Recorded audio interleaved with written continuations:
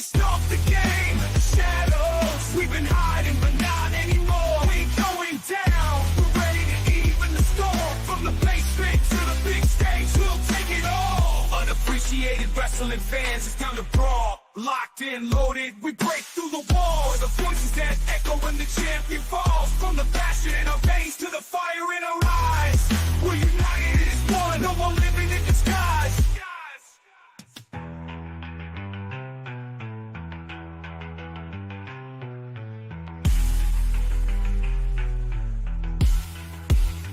No more living in disguise.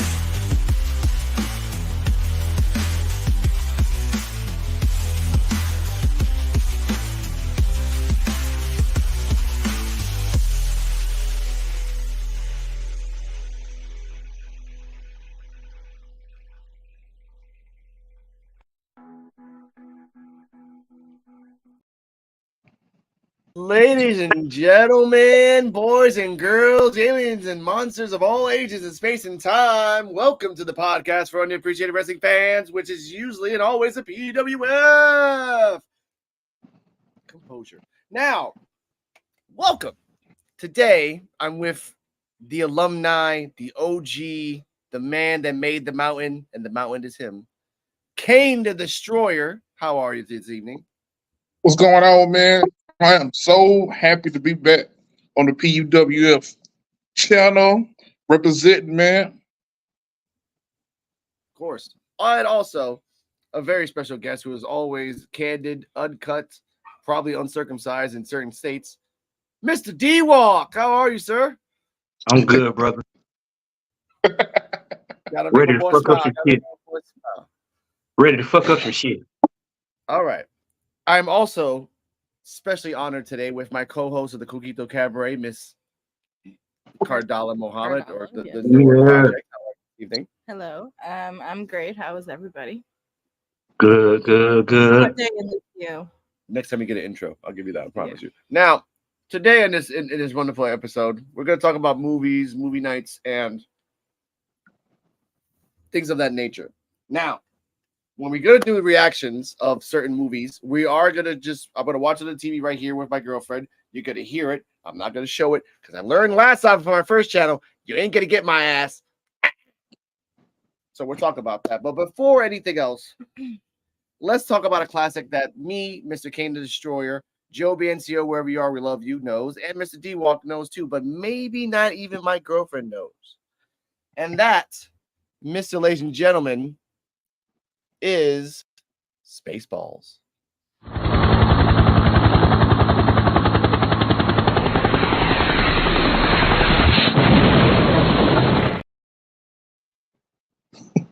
Now, Spaceballs to me has been a time-honored classic of making fun of Star Wars and really just having fun of just putting out the marketing. They predicted stuff that's happening now in 1980. Now, I'm actually Mrs. Cardala. Have you seen the movie Spaceballs? No, I have not seen it, and I didn't know it existed. Okay, yeah, she's only 24, ladies and gentlemen. Don't flack her on that. Cheers. Now, the point of Spaceballs is that have you seen Star Wars? Yes. Okay, so take Star Wars and then take a very funny guy like Mel Brooks who grew up in the 40s, 50s, and 60s where there is no filter. Okay. And then make it about merchandise and making fun of Star Wars. You had not Goodman, this guy who died of a heart attack. You know the guy from freaking Uncle Buck. John Candy. John Candy, okay. And you remember Chewbacca? Chewbacca. Okay, in John Candy's form of Spaceballs, he was a dog, half man, half mutt, all best friends. Loved them. You had Jabba the Hutt, Pizza the Hutt, where it was just a guy made of a giant pizza, and then his henchman was a robot. You had I forgot I think it was called Big Helmet or something like that. Dark Helmet or something like that. Yeah. Was it Dark Helmet? And Dark Helmet, and then other things like that. Okay. So in that purpose was just making fun of Star Wars. Now Josh Gad. Now I know who Josh Gad is. He was in The Rocker. He was on his own show making about the presidency. He's done a couple movies here and there. He was kind of like their version of John Belushi in 2010 to 2012. I am familiar with Josh Gad. I do like him. He's cool. Now, Josh Gad and Mr. Mummy Mel Brooks, because Mel Brooks is like 90 years old now, and I don't know how the hell he's still alive, and some Amazon writers are going to collab to make Spaceballs 2. It's already been greenlit, and it's already good to go. Now, the point that I want to say before we ask questions about this is that half of the fucking cast is dead. Yeah. Half of them are fucking dead. Okay? Except for Mel Brooks. I think not even half. Like 80% of them are dead. Mm-hmm. Josh Gad grew up around that society of jokes around Mel Brooks and stuff. So I can give him a little bit of leeway. Amazon, as we're going to talk about another movie in the future, is really stepping. Again, Amazon Prime has done The Boys. They've done a couple other shows. They're really pushing the level on like the censorship. Now, I'm going to go to the casual viewer and the casual person yourself, Ms. Cardell Mohammed. Knowing all this, what would you expect Spaceballs 2? And by the way, if it's Spaceballs 2, they're going to make fun of all Star Wars. All the new stuff. Everything. Revenge of the Six. Launch. Yeah. I think that would be interesting to see. Especially the newer movies. But yeah. I don't know. I'm curious to see it. I like Josh Gad. And that's a good point you made. If like, how are they going to switch out the cast and kind of, is it going to be like a continuation or a reboot or something else? So yeah, Mr. D-Walk, your thoughts on this? I'm excited about it. I always love every Mel Brooks movie. I love Blazing Saddles. Blazing Saddles is like my favorite one till this day, and it was way before its time. So I'm excited to see how Mel Brooks go do this. Okay, I'll give you that. Mr. Kane the Destroyer, your thoughts on this, please?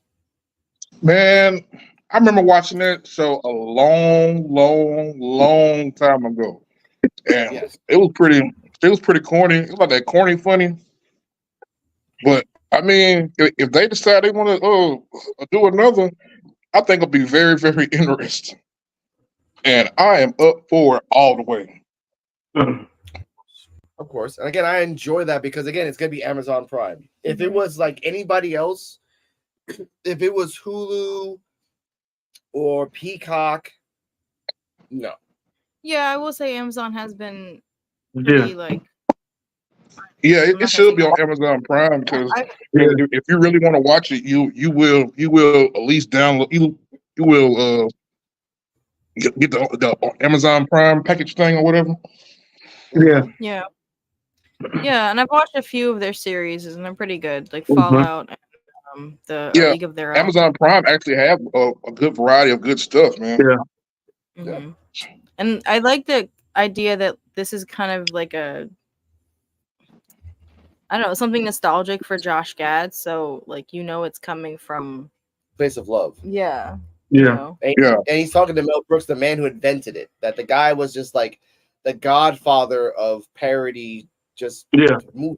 That's all he ever did in the 70s. Yeah. Like the book of the world, whatever the thing was, they did a remake of that, and that was bad. So that's what I'm scared of. Because they've done a couple remakes already, and it's been bad. But Amazon has to realize, like, they made a shitload of money with Fallout. They made a shitload of money right now, and they're gonna bring back Sauce. They're gonna bring another movie we're gonna talk about later, but into a TV series. But they have been hit or miss on sequels. I will talk about a couple right now, like Megamind. Horrible sequel they made into a TV series. They did. They done He-Man and the Defenders of the Universe. They did a TV series on that on Netflix. It was not that great. They kind of fixed it at the end. They kind of fixed it at the end. They kind of killed everybody on the mug. Yeah. True. Yeah, and then they have at the end they kind of fixed it. They kind of did like X-Men, like everyone comes back at the end because of but think about it. They killed everybody, and then even He-Man got you know what? I know. But I know. It gets to you. It gets to you. I know. You know what I want to see? I want to see him make a movie about Mega Man. There ain't nobody never did that. Mega Man. They would. I'll And they watch it. probably will soon. They probably will soon. They're just testing out all the waters Mhm. of all these new shows. Because again, Yeah, there's you know, too. Thundercats you too. know that they bring back a lot of old stuff. So, hey, Mhm. it wouldn't surprise me if a Mega Man pop up. yeah. That'd be I mean, dope. D-Walk, you're right. They kind of did a Thundercats 2. They actually did a Thundercats 2. They did a Thundercats on Netflix. It A was live action movie. not live action, but cartoon, and it was very good, but it was very adult. It was meant for kids, but it was Yeah. way adult. Made me cry a couple times in a couple episodes for real. That shit got me hard. But they, So, yeah, but on top Now- of that, like I said, they just brought back as a Mhm. game Killer Clowns from Outer Space. yeah, So they can bring back Yeah. a whole bunch of shows, even Yeah. from the 80s or 90s. Yeah, I would But- like to see more video game adaptations of shows. Yeah. I've been liking them so far. Yeah. And that's Video good. game. Yeah. Mega Man, they can do Battletoads, they can do Dragon Age. That'd be- they can do Dragon Age as well. They can do games of now. Dragon Age, they already did Halo. It didn't really work out as much as they wanted to. That shit Yeah. happens. They're doing other games. I know of that nature in the future. Resident Evil coming out something as well. We just talked about offline. And we're talking about this right now, so I'm talking about it. Oh man, look who the devil spoke up. Mr. Joe. No, we're gonna take this Ew. off to make sure we all got us here. Here we go, Mr. Joe. Holy shit. Yeah, the whole crew's here today. I gotta take this off. I gotta take King the the banner off. Destroyer It's fun. back from the dead.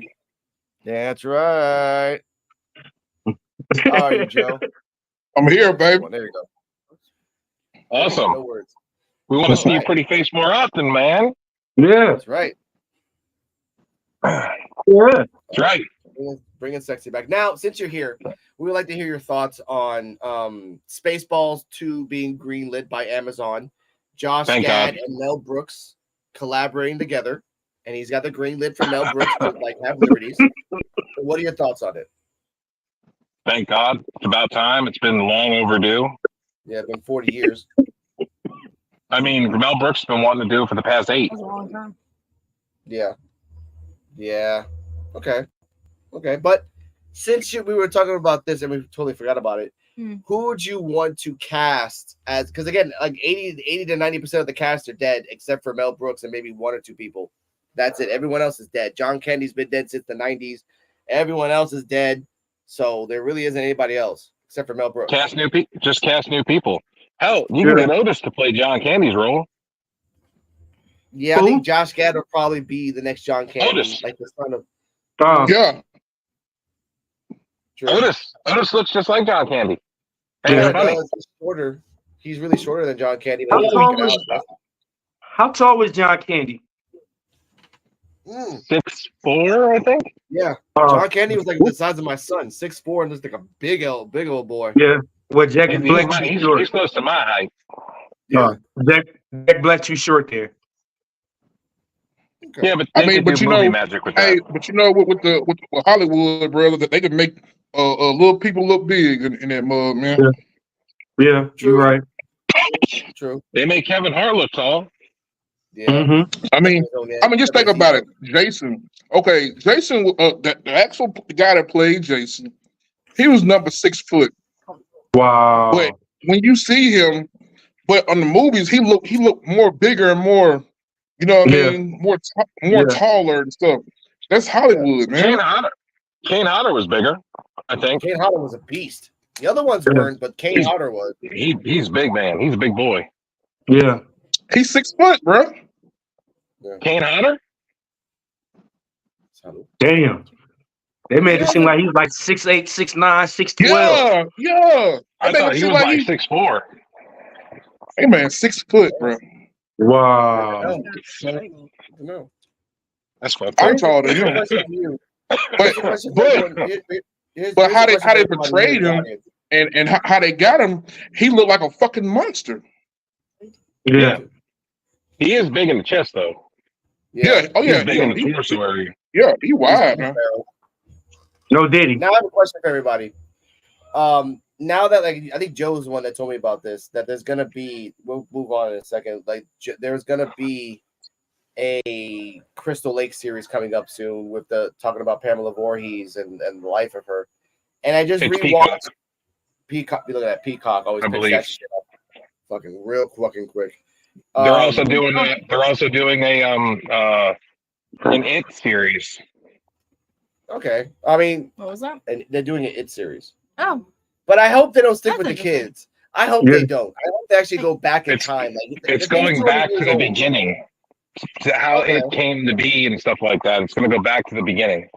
Good, because Yeah. like either he made that home or someone put him there and be like, you stay the fuck there.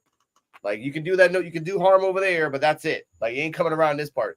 But the real question is because like I've always when I saw part one again, Friday the 13th, and I saw Pamela in her van, I mean in her Mhm. Jeep. The real Mhm. question is, where the fuck she get the money to get the Jeep? What the fuck she get the money from? Like Well, I you was wondering. think about all the counselors and stuff she killed that had Yeah. cars, jewelry, and stuff. She just pawned that shit. That's Well, still it, though. wrong turn. Yeah, she could have wrong turned that shit and made a little house out of it. That makes sense. Like Mhm. I want to see. Yes, I want. no, I'm listening. I'm listening Okay, to the conversation. I just want to see. I want to see what Pamela did between 50 because the murder happened in no, the drowning happened in 57. The murder happened in 58. The bad water happened in 62. Then there was a fire in 67, and then it was closed until 1980. I watched part one, so they literally gave you the order of like time. So between 1958 and now, 1980, I would like to see a show of what the hell Pamela did. Like really, like what, like how did she cope? And did she ever find her husband? Did he even give a shit? Something. No. Or did she kill him? No, but no. I know that. I know the short answer is no. But I mean, they did say in Freddy Goes to Hell. I mean, sorry, not Freddy Goes to Hell. Jason Goes to Hell. Like his dad was a like there was a dad. There was a dad. His name was Voorhees. He he didn't die. He just left. So So they what do you think? say. What if Pamela killed him and put him at the bottom of the lake? No, because in Jason Goes to Hell, it was implied that the dad had sex with somebody else and had another family member on the side. That's what Jason was going after. Everybody's like, "Oh, you're the only family member," because it's a weird fucking convoluted story. But in terms of that, I'd like to see that. But you know what? Let's skip this. Let's skip this shindig for something else that I wanted to talk about, which is really funny to me. Alien Romulus. Mhm.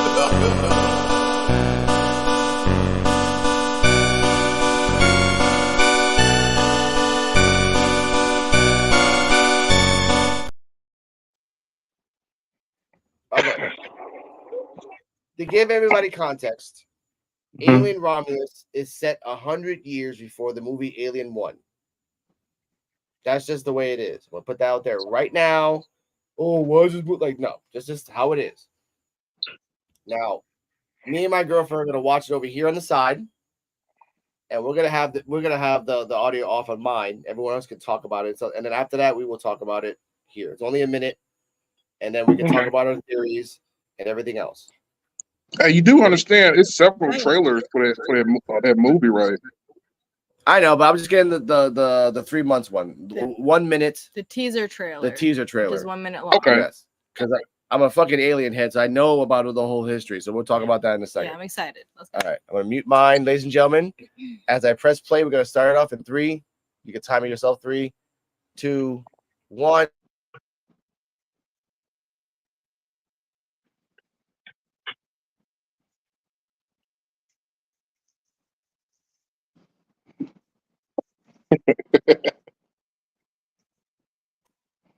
You're seeing some things here. Director of Don't Breathe and Evil Dead. Mhm. That's nice. Empty ship.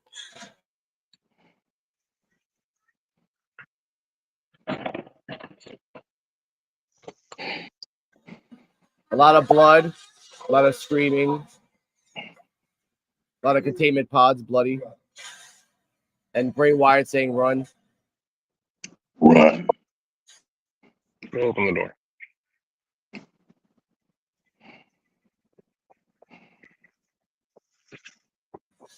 A lot of explosions. Another Ripley. All right. Hey, Romulus. Aliens. There we go. All right. That was it. That was it. Okay. That, ladies and gentlemen, was Alien Romulus. 1 minute in. And what is your initial thoughts seeing that? Okay, so I will say that was a pretty spooky trailer, and I actually remembered I saw it once in theaters, I believe. But it was cool getting to see it up close.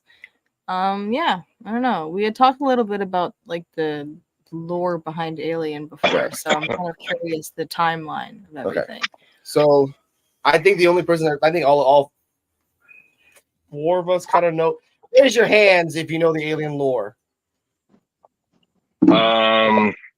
Which one? I mean, because they kind of delve into it in different aspects when you do Alien, Predator, and all these other ones. Okay, I know from Alien 1 all the way to the last Alien where they cloned Ripley, gave her back to life. They made a human version of it yeah. Okay. I gotta watch the movie. Okay, I'll give ladies and gentlemen, spoilers. I'll give a brief interview because I have a memory of a fucking movie palace in my head. Alien 1. The company sends them to a planet to investigate something, and in reality, they were sent to as a test. Yeah. Part 2, Ripley wakes up almost 75 years into the future after she survived Part 1. They said we need you for expertise because something might be happening similar on a planet in a colony. That colony was also used as the testing ground by the company for aliens. She went in there, Marines went in there, and in the end, it was only her, a cat, and a little girl, and half a robot left. That left out of like 20 people. Okay, but wasn't Prometheus supposed to be the prequel to all this? Now I'll get into that. I'm going back, I'm going forwards, and I'll go backwards here. Part 3, she wakes up again. She was in cryostasis. She wakes up again. The girl's dead. The cat's dead. And ultimately, she's stuck on a prison planet. Only woman on a male prison planet. We find out again that she was the one that was growing an alien as well. But another thing, I think the girl or something, whatever, grew an alien. An egg actually survived Part 2. In the end, she sacrificed herself. She threw herself into a lava pit or a lava like melting thing. So therefore, the company couldn't get the alien because they wanted the alien. Part 2 was Aliens, and then there was Alien 3. Alien 3. Alien 4, Resurrection, is based on hundreds of years later. They resurrect her by cloning what little blood they had of between the alien and her. She killed herself, right? But yeah, she dropped herself into the lava pit when the alien was coming out of her stomach. But there was a little bit of blood, just a little bit of blood that they took, and it took a long ass time to get to what they did. Resurrection, where they separated Ripley from the alien. So Ripley was semi-human, but blood of an alien, very strong, very agile. She can smell and hear, have all this, kind of like Blade. She was a hybrid. She's a hybrid. At the same time, her baby, not really a baby. Aliens. In a nutshell, scientists think they're better than they're smarter than the aliens. Aliens outsmart them. They take over the whole ship. They make everyone the aliens. Blah blah blah. Well, so, yeah. Okay. In the end, human hybrid alien was born. Ripley kills the human hybrid alien. They go off into the sunset. The people that are left. Boom. That's so you're an alien. You're Yes. an alien head. So let's go ahead and let's delve into this too, because there's one of my favorite video games on the original Xbox and PS2. Yes. It's called Alien versus Predator Extinction. Yes. It's a over-the-head military-style game. Kind of reminds me of Warcraft 2, where it's a black map and you have to walk and discover things, and you can play as the Marines, the aliens, the Predators. Yes. The aliens in that game have a bunch of different aliens that I have not seen in the movie franchise yet. There's Ravengers, there's there's Berserker aliens, there's Ravager aliens. There's all these aliens that I haven't seen yet. That's in part due to the Predators. Now we're gonna go back in time. Alien versus Predators is the first ever chronological timeline. humans find out that there's a pyramid in the Arctic, and apparently someone shot a giant laser into the Arctic in a perfectly symmetrical hole. They go down there, and they find out by accident that the predators come every 100 years to train, in a sense. Send their 3 best, and then activate the alien chamber, and then turn on the aliens, fight. And if it gets bad, boop, boop, boop, boop, boop, nuclear radiation, bye-bye. And that's been going on since Mayan times. Mm-hmm. That's why certain civilizations were not found around the world, because when shit got bad, the predators are like, well, fuck this shit, bye, game over, and they just blow themselves up, and it's a nuclear bomb, and everything dies. Now they're supposed to be doing another Alien versus Predator movie as well, I've heard, and Hulu is doing another Predators movie. That's good. Another Prey movie. So on Alien versus Predator, with the Prey. On Alien versus Predator, is they gonna continue from the last Alien versus Predator when the thing popped out the stomach? Yes. No, that's part 2, and then part 2 becomes like that fucking stupid freaking movie that came right after it, where the guy had the Predator armor. I'm just gonna say. Wait, you talking about Predators with Josh Brody? Not that. Yeah, I'm not talking about the one that everyone falls on a parachute into an island of an alien. I mean, an alien planet. We'll get to that in a second, Princess. No, I was gonna say I keep thinking of the Prey movie, which was like the one that was the Indian civilization. Yeah, yes. Thank you. Yes. Yeah, that's between that 100-year span. Okay, so that years. Is part of the same series. Okay. Yes. I like that movie. Prey actually comes before Alien versus Predator because it's in the Native American civilization. Between the 100-year jump that predators always do. Okay. And predators, they in books, I love reading the books, are not just like one type of race. They're about 7 to 8 to 12.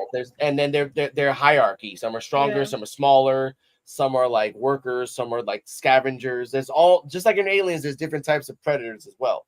Great analogy on that. And also the thing I learned as well, like if you yourself got captured by a predator and wanted to be a predator, if they had to braid your hair, right? For example, but you had to be sitting down, not moving for a week while they braided your hair. And the way they braided your hair was excruciating. So that's a test right there. You had so all the predators in all the movies had to sit down and do that for a week. Yeah. And they had to do it excruciatingly painful. Okay. Every single one. So that's badass in itself. Just to look badass. That's for life. That's one. Yeah. Then it's basically like Game of Thrones as well. Everyone was trying to get a hierarchy. Some predators are smaller, so they'll just kill the bigger ones and get hierarchy, stuff like that. In the movie Predators, with this as the one that Mr. Joe BNCO brought up, that everyone was parachuted onto an island, not to island, to alien planet. That was very, very cool because instead of them going to Earth, that's their own little playground. Just to we don't want to wait 100 years. We just want to try this now and see if this works. And that's why they would just always do that.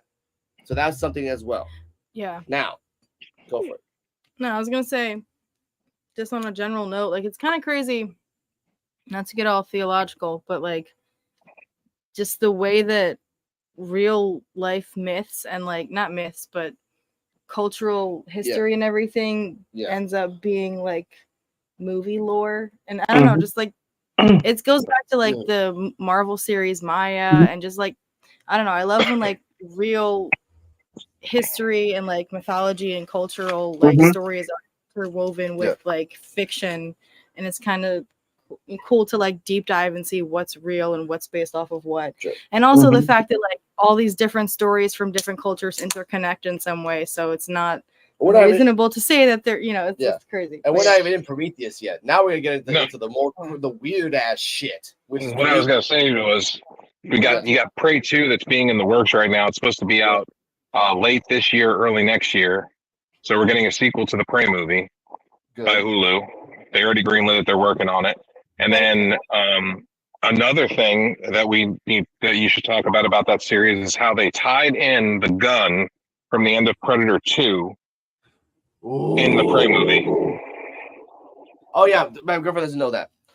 In Predator 2, which I've seen the Prey movie once or twice now. So But you've never seen the Predator 2 Okay. movie. No. Because in Predator 2 movie, at the end, the cop Danny had to Glover. fight a Predator. And by the way, the cop got his ass beat. He fell down a couple flight of stairs, a couple stories. Thrown through a window. He beat the Predator hand to hand with his own weapon. Got him in the gut, like, man, fuck you, bomb, won. And he's in the Predator ship, inside deep. Yeah. All of a sudden, not one, not two, not three, about 12 motherfucking Predators pop out of nowhere because they're all camouflaged. And he's like, all right, who's next? Because he knows he's fucking dead. He's like, oh, fuck. Yeah. The Predator leader that you can see he has way more braids and everything else, and he has like a skull as a jawbone. Like there, not his jawbone, like a fake skull. He throws a pistol at him, and it's the pistol from like the 1700s, like 1700s, something like that. And that pistol's from revolutionary times, more or less.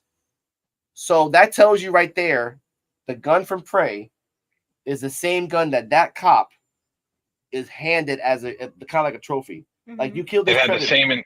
It had the same inscription on it too. If you know the inscription from 2 and you look at it in Prey, it's the same exact inscription. So that now we know that whoever has that gun will fight a Predator and will lose. Because that Predator that gun goes all the way to New York, and then that cop he hands it to him as a trophy. Here, you deserve this trophy. You beat one of our own. Predator 2 is based in New York City. But that also makes you think. That also makes you think that guy gave it to him because he beat one of his own hand-to-hand bloody.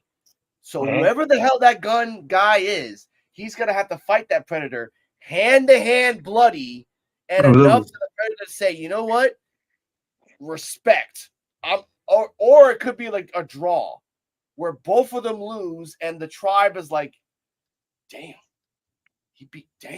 all right, we're gonna take this as a memento. Because again, that's like 200 years in the future. So that guy that and also Joe, thank you for bringing this up. The guy who gives it to the detective could be the guy 200 years in the past, 300 years in the past. Like it could be the same guy. It could be, or it could be a partner that was next to the guy. Because I think it's gonna be a draw. If you want to be a badass way that way, like the samurai in the Predators movie, that he won against the Predator, but in a draw because they both died. I believe that gun came from John Smith also. Yes. Go on, D. So do that make Danny Glover tougher than Arnold Schwarzenegger? Yes. No, yes, because you know why? Yeah. You know why? Because look, Arnold Schwarzenegger had to do a whole bunch of fucking traps. Yeah. Danny Glover had Brooklyn. Yeah. That's all he had, which is Brooklyn. He had the hood. That's all I got. That's because Brooklyn goes hard. I'm sorry, y'all. That's how it is. You don't fuck with Brooklyn people. Brooklyn people build different. Yeah. Okay. Danny Glover showed the Predators. Yeah. Well, yeah. We're sidetracking. Alien Prometheus.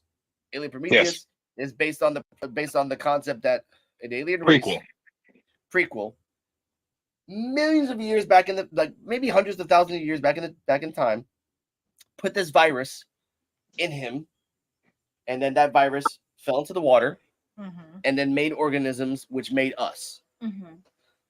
That was the purpose of the Prometheus. Like this alien race is like, I'm gonna put this virus in me, I'm gonna fall into the river, and that river's gonna take my organisms, and then that becomes organisms, and that becomes life. So you're saying that humans are like a diluted version of the virus of a superior race, a race of perfect organisms, and they engineered the virus, and the purpose of the virus was to make life. But in order to do that, you had to take a life. So therefore, you drank it, you got the virus, he fell into the water, and the water absorbed the virus that was inside him that mutated into life. That was they called the engineers.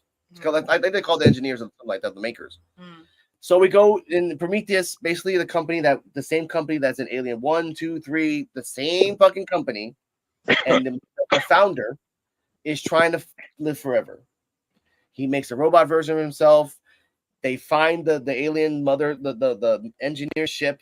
They bring one of them back to life, but in doing so, they find one of the original face huggers, the let's say like de-evolved version. I've seen them. Yeah. So yeah, and then it got involved, like the engineers, which I love this concept where when they woke up, the engineers were disgusted at the humans for waking them up. Not for waking them up, but kind of like, this is what we made you, and this is as far as you've gone.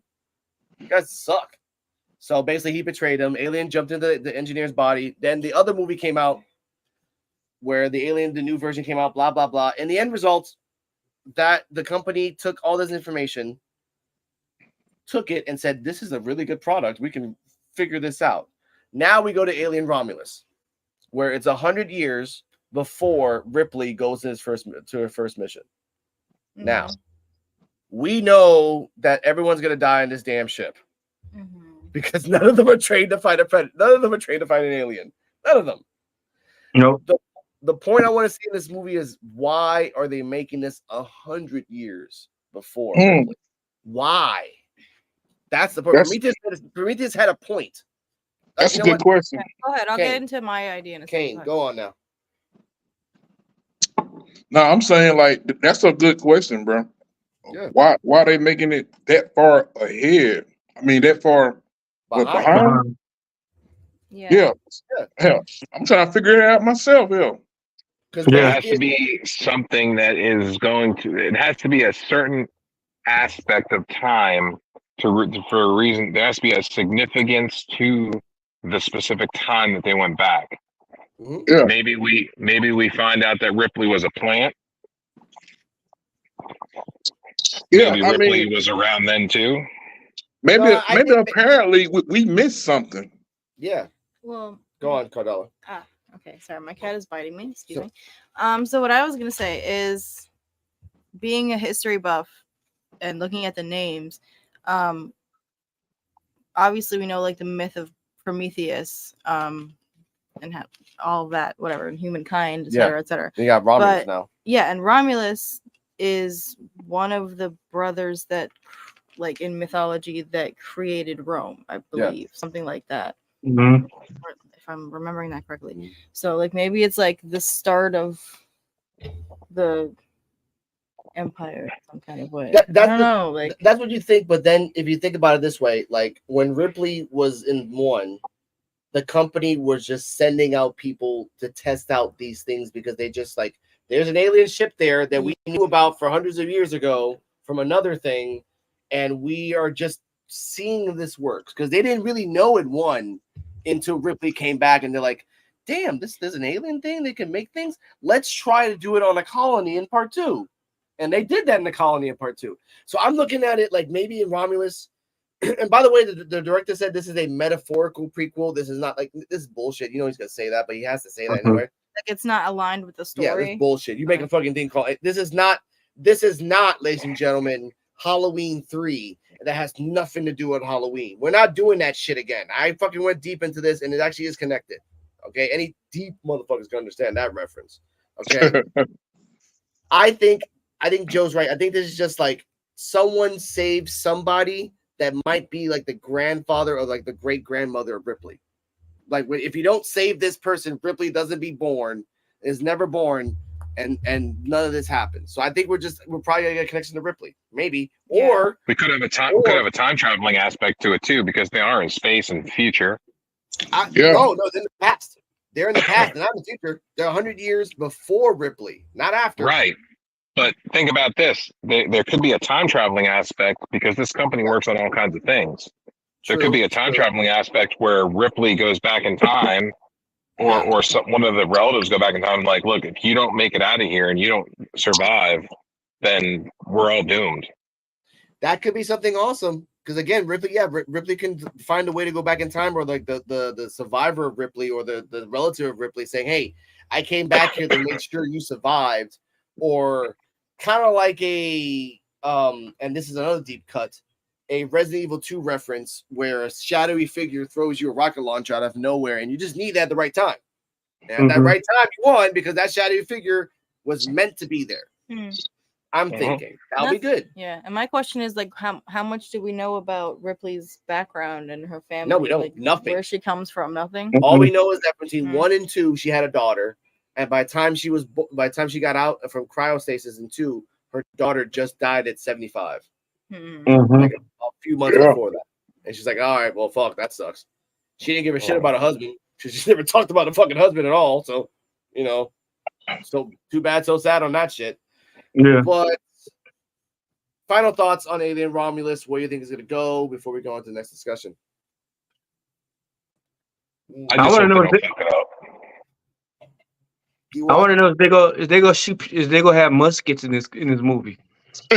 Oh my god, this is not fucking. All right. D-Walk just got too much of that fucking Modelo 32 ounce. Oh my god. Are the aliens going to shoot their load? That's the question. Not the muskets. Here we go. Not the muskets. I think this will answer some questions about Ripley, so I'm curious. Yeah, I want to see the questions about Ripley. I hope I get to see it in theaters because it seems kind of spooky. I was thinking like it was going to connect to the alien planet that they landed on in one. That was funny though, but in Prometheus, they already explained that planet's already there. So hey, I'm still tripping on the musket thing. Too much of that good shit. Anyway, now we're gonna move on to the next topic. Now, me and my girlfriend, and I think hopefully Joe, anybody else have watched this. Shane's going crazy. Have watched the Acolytes episode 1 to 4, and we're gonna talk about it right now. The Acolytes. Yes. Yeah, you said the Acolytes. Yes, the Acolyte. The Acolyte. Yeah, just the Acolyte. What is it? The freaking Disney show that just came out. The new. I thought you were talking about APA. No, Disney. ain't working. Well, no. So okay, go ahead. Let me see this. Talking about Bradshaw and Farouk now? What are we talking about? Yeah, that's what I thought. They were talking. Probably about to say, dang. Oh, wait, my bad. Hold up. My bad. I'm on the wrong thing. Ladies and gentlemen. Bradshaw and Farouk are back. I know, it's time for the Acolyte talk. Here we go. Whee! Here we go. Wrong one. Okay, here we go. I thought he was talking about APA. Okay. Go on. I have not watched it yet. Yeah, I've watched it, and my girlfriend has watched it, and we're going to talk about it because it's gotten so much hate over a lot of things that I'm not a Star Wars head, but I've watched a lot of Star Wars. That's about the closest I've been to the Star Wars, the new Star Wars Oreos. That's about it. There we go, Star Wars Oreos. Cool. Go on, Cardella. No, I was gonna say, yeah, it has gotten a lot of hate, and something I read online that was kind of funny is, are you guys familiar with like the movie The Acolytes? Like a movie that has nothing to do with Star Wars? Nope. Well, yeah. So like apparently, maybe it's been a long time. Yeah, it's probably an older movie. But fans that have been going on Rotten Tomatoes to give bad reviews for The Acolyte have mistakenly been leaving the bad reviews for the Acolytes movie. So Dumbasses. Cheers to them, right? You know? Dumbass. But proceed. Okay, now the Acolyte is they love this number. It's based on 100 years before the Phantom Menace. Exactly 100 years. Okay, and it's based on a assassin is trying to kill 4 particular Jedi. Yeah, which is kind of funny because it's actually a Wookiee Jedi. You don't really hear that as much. So I was like, yeah, I know. It's like it's weird. Jedi. There's a Wookiee Jedi. Cool. There's a Wookiee Jedi in the future. We got fuzzy Jedis now. What the fuck? I don't know, man. We all know that doesn't really happen. But here we go. So the movies, the show is based on that this apprentice or this assassin is doing this for this master of hers. We find out that she's a twin. We find out that she's also, and this is a deep Star Wars lore, she's a daughter of a Night Sister, and the Night Sisters are another form of people that take the Force and use it in a different way. Yeah, which we had a long conversation about that. That was fun. Now the hate that they got over in this show was the fact that in episode 3, we're just gonna go. Episode 1, she kills one person. Episode 2, she kills another Jedi by making him drink his own poison. We find out that in episode 3, that the Jedi 16 years ago went to a remote planet where the Night Sisters were just doing their own thing, practicing their Force their own way, and they had a miracle twin birth. I'm not going to explain how, but they did. Whatever. All right. Now, Jedi pass by there for some weird reason. They sense that there's children there. We find out that in Jedi law, if any kids have any affinity to the Force, they get snatched up, which is just like child trafficking. If I think about it that way. Uh-oh. Sounds like it, but that's not the way it is. Now, what's scary is that from episode 3, there's a battle. We don't see the battle. All the Night Sisters are dead. One sister supposedly dies, and another sister survives. But then we find out in the story that they both are alive. In episode 4, we go to Krakoa, Cracker, something like that. I'm sorry. Cracker. I'm sorry, I don't remember what the planet really is called either. We're going to the cracker planet. I knew you were gonna say that, Joe. I knew you were gonna fucking say that. Now we go to a planet. I can say it. I'm white. I can say that. Hey, quick question. Why are they making the Jedi's Muppet characters? What's going on here? We got Fozzie Bear as a Jedi, and then we got Kermit the Frog, Yoda over here. What the hell's going on here? We'll get to that. Now Switching it up, man. let's switch it up. Thousands of species. Muppet characters is Star Wars characters now. What are we doing? I don't know. What I do, I told you. Now, proceeding That's a good on. question. That's a good question. Proceeding on, they go to the planet where the Wookiee is. They find out the Wookiee dies. At the end, we see the Sith user, and he has a really cool helmet where he has like he has a row of teeth. It's like marshmallows. Yeah, like if you look at it online, he has a row of teeth like this all the way up, kind of like it's like the movie Itchy the Killer, where the guy's like his face was cut open so you could see all his teeth. So that's his mask, and he has his teeth like that.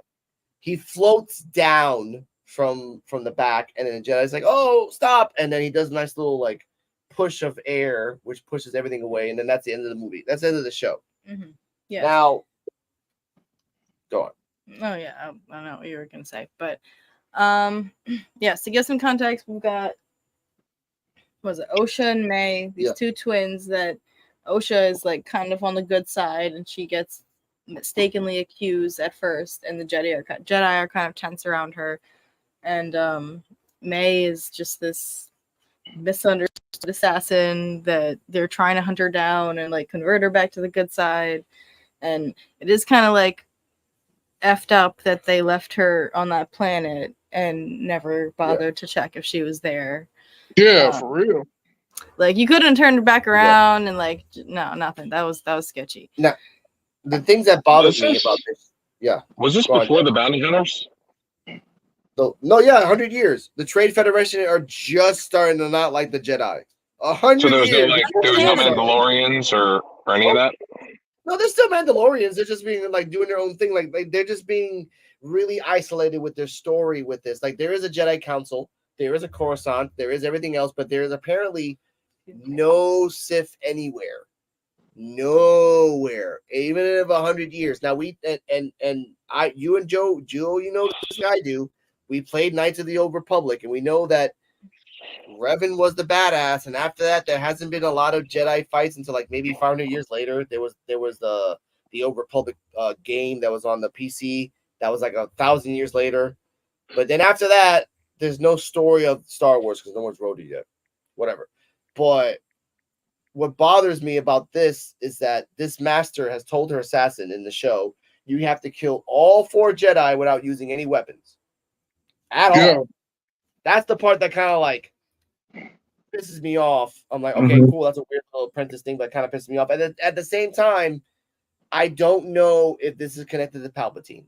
I do not know at all because I don't know if he's alive. I know Palpatine talks to Anakin, I think in part 2 about the story of Darth Plagueis, his old master.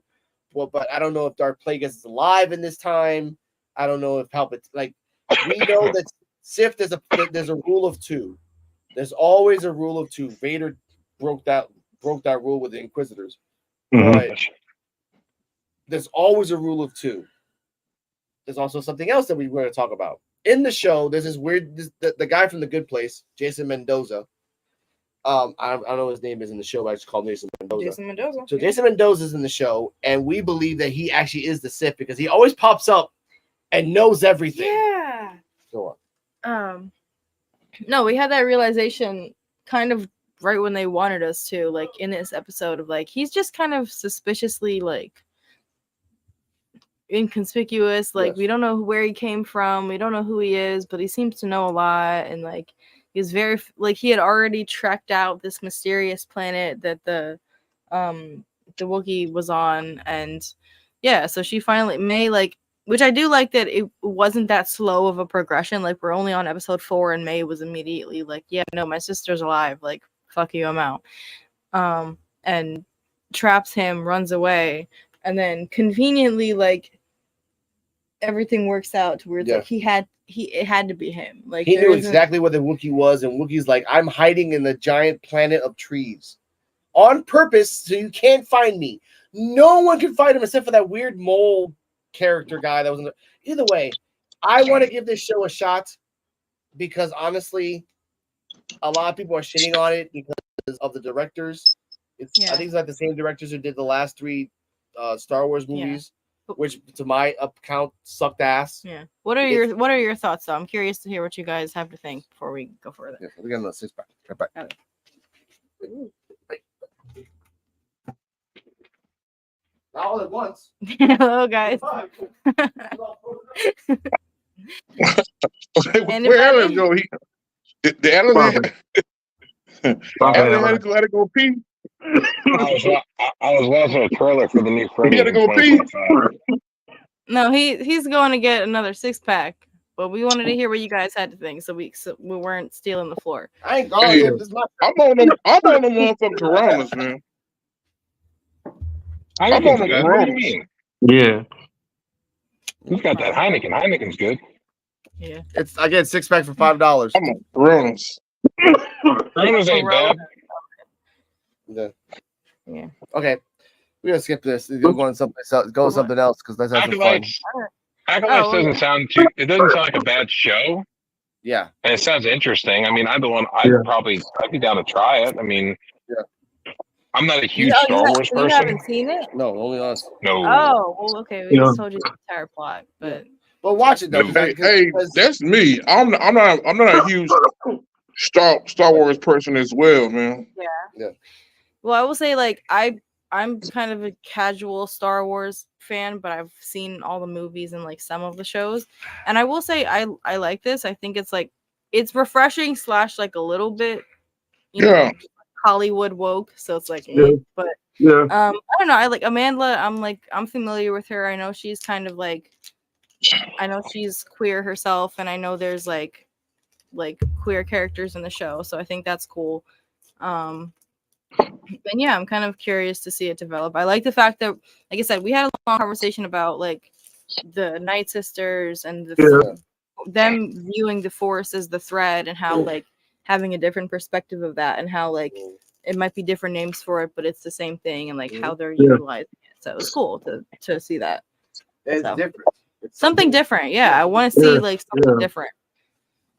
And that's the funny thing is like people spend so much time debating like the storylines and everything, and it's you got to remember like this is the story that's been ongoing for forever, generations, literally, but also like fiction wise too. So it's like you've got so many different people writing and making decisions and deciding which way the story is going to go, and like it's just you just got to take it what it is. Now I'm going to be honest and let you know that I just feel like Disney is. Say it, dude. Disney's woken up. Yeah, Disney's woken up. I feel like Disney has kind of fucked up the Star Wars series. Yeah. I was about to say the same thing. Yeah. And I mean, like episode 7, I really didn't watch it because it was Disney, and I was like, eh. And then I heard about episode 8, and everybody was so disappointed with it. I was like, man, I'm glad I didn't watch these movies yet. I was like, and I told a friend of mine who's a huge Star Wars fan. I told him, I was like, Disney owns Star Wars now, and they're going to be doing all the Star Wars stuff. I said, I was like, they're going to milk that shit until it's fucking dead. Yeah.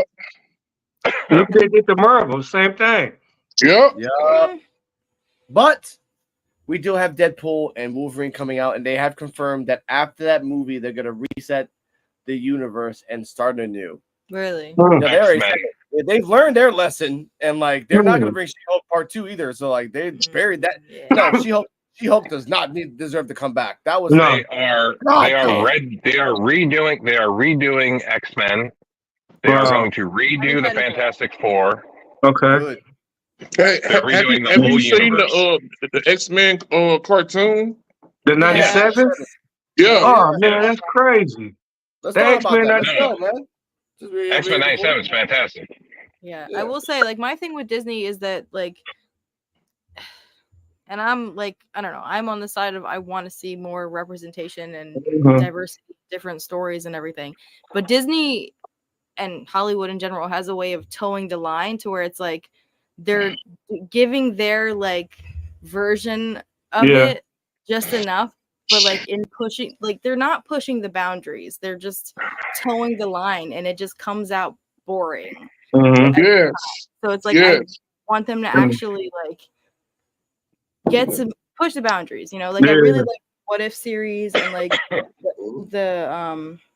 the attention they've been giving to like native like storylines and like actually letting the cultures speak for themselves and be part of the process. So I want to see more of that. I want to see like USA Network.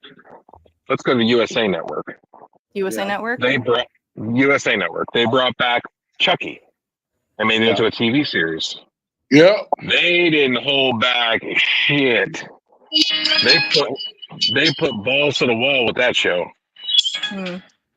They didn't toe the line. They way crossed the line and were like, fuck people and fuck whatever the hell they think. We're gonna make it the way we want. And the show's been fantastic. Yeah. But the only reason I got Disney again was for X-Men 97. And I'm mad I gotta wait till like next year for X-Men 97. But X-Men 97, it was not a dull moment. I mean it went right in order from when we was kids watching the old X-Men till now. Right. I can't wait. They capitalized on something that was already popular. Yeah. Yeah. Yeah. They took something that was already popular. Yeah. Look, they killed Gambit. Apocalypse about to come. And Gambit was my favorite player, man. Yeah. Xavier and Magneto about to come and be Onslaught. Man, this gonna be crazy. Imagine Onslaught and Apocalypse get it fight. See, but my question is, why'd they take Rogue's booty away? What happened with that? Why man, they come shrink on, man? They brought it back, man. Talk to him. She had BBLs, man. Talk to him. She had BBLs, bro. She took it away. She went from having a Louisiana booty to having like a flat ass. I was like, what the hell happened here? She had BBL surgery to get it took out. She ain't want it no more. Yeah, I will say she touched herself and sucked the cellulite out. Talk to him. Yeah, I will say I really appreciated like I lost my train of thought. You know, as somebody who like didn't grow up with like the comics and all the lore and like actually, you know, having X-Men 97, I appreciated how like close they stuck to the comics and how they kind of brought that back.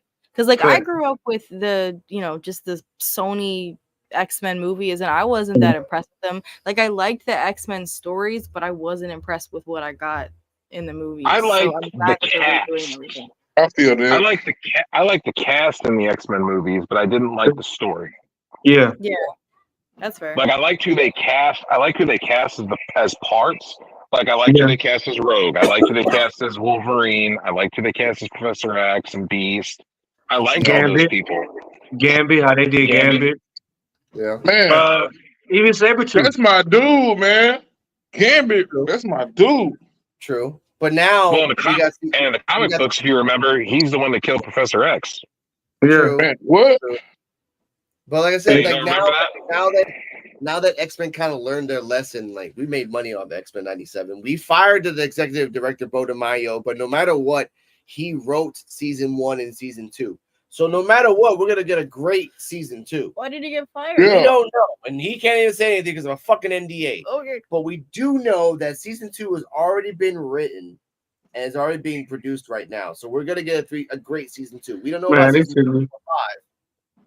We don't know. But we don't know if he did anything bad or good. We just know that he wrote a great season 1 and 2. Yeah. But what I know, but what I do know is that we're gonna get eventually a Fantastic Four remake. We're gonna get a Spider-Man 98. We're gonna get a Hulk. We're gonna get some Marvel shows and Iron Man remake as well, but a cartoon because they need to bring that shit back. Guess what? It worked in the fucking 90s. Just bring it the fuck back. Yeah. They're gonna do the secret. They're gonna do the Secret Wars in a live action soon. True. They're working their way into Secret Wars. But that's 2027. Mm-hmm. Yeah, but they're working their way into it. That's why they have to do an X-Men. They have to do a Fantastic Four. They have to introduce Galactus and Silver Surfer and people like that. Because we need to have these characters for Secret Wars. They gotta make up. They gotta make up for. They gotta make up for Thor. Still, that last Thor was garbage. It wasn't. They gotta that make bad. up for. It wasn't that bad. That It was movie not was that trash. good. Love and I Thunder? don't even remember. Love and Thunder. Crazy? Oh man, that movie's doing the splits and all that. No man, come on. I rather watch X-Men Last Stand before I watch that again. Yes. And that movie was horrible. The last 4 Marvel movies was garbage. I didn't like the Marvels. I like it was to me honestly. I didn't like the Marvels. The one Garbage. that's the one with Captain Marvel and everything else. Yeah, off like 4 or 5 of them.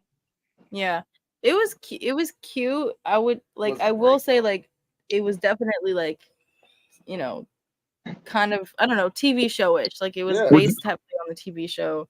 But I like Miss Marvel. I think she's cool. Yeah. I don't know. I like the characters individually. But Miss Marvel, Secret Wars, they haven't been that good. Black Panther 2 was terrible too. Yeah, but would you watch it twice? No. Yeah. And that's what I'm saying. I want a movie where I keep watching it. But once Deadpool resets once this Deadpool movie resets the universe, and we get to see, and we all have to remember this all revolves around Kang. For the next 3 years, we got Kang on our fucking mind. So X-Men 97 is gonna be revolving around Kang, because guess what? Apocalypse's armor is stolen from fucking Kang. So that's gonna be something we gotta talk about in the future. That ship is Kang's ship, and he fucking cool. This is awesome. Taking this for myself. That's Apocalypse's armor. That's the point of that's the origin of it. So we're gonna get to see that in the future. I'm waiting for Super Skrull. We already had a Super Skrull. He died. He was in Secret Wars. Yeah, but I want to see him in the actual live action. We did in Secret Wars. He died. We didn't have a live action Secret Wars. We had a live action Super Skrull. In what? In Infinity War? No, in Secret Wars. No. Yeah, dude, in the Nick Fury show, when he found out everyone was Skrulls. Oh, the show. Yes, that was a live action Super Skrull. Yeah, but he needs to be in the movies. I mean, in the MCU. Yeah. Now they might do that for Fantastic Four because they're going to remake Fantastic Four in the '60s, which is whatever. But they're also doing another Ghost Rider, and I do like Ghost Rider. They're bringing rated R. back. It's supposed to be rated R, and it's supposed to be rated R. I will say Nicolas Cage is supposed to be making a cameo. Oh, cool. The moment I lost faith with Marvel and the movies and everything is like when they brought the fact that they went to such great lengths to bring in Maximoff's sister or brother, Pietro. Quicksilver. Yeah, Quicksilver. And I was so pissed about that. I was like, what was the point of bringing him in? Just to kill him off in the one movie. Just for no, I know why. It was just so that Wanda would have trauma. No, you know what bothers me more is the fact that trauma powers for the next several years. What bothers me more is that you had the multiverse of madness. You had Wanda kill Mr. Fantastic, and we'll never get a Mrs. Richards versus Wanda fight because that was her man. And we've seen, and you know this too in Joe in comics. When she gets mad, she gets fucking sinister. She'll break down your body by this. I even remember when she gets the cosmic power, she realizes that she can take your body and bubble it by the cells and then separate you by thousands of cells. Who are we talking about? That's Sue Richards. Yeah. That's Fantastic Four's wife. Oh, thank you. Yo, clearly thinking. Hello. Got an X chat finally. Someone's talking on X, man. Yo. Hey, so who is like your? Give me at least three 7 Marvel characters. Easy. Punisher. Spider-Man. And there's always one I always liked. That was really fucking ridiculous. Shit, Morph. I don't give a shit. It's from a TV show. Still counts for me. All right. Still counts for me. I would say like Rogue. I'm starting to like her a lot. Either Captain Marvel or Miss Marvel. I'm kind of in between on that. And Spider-Man. DC critically thinking, but I appreciate it, man. Yeah. Which again, this is biased because most of my knowledge of Marvel is based off of like the movies and maybe a couple of the series. Yes. But yeah. I would go with Wolverine. Yeah.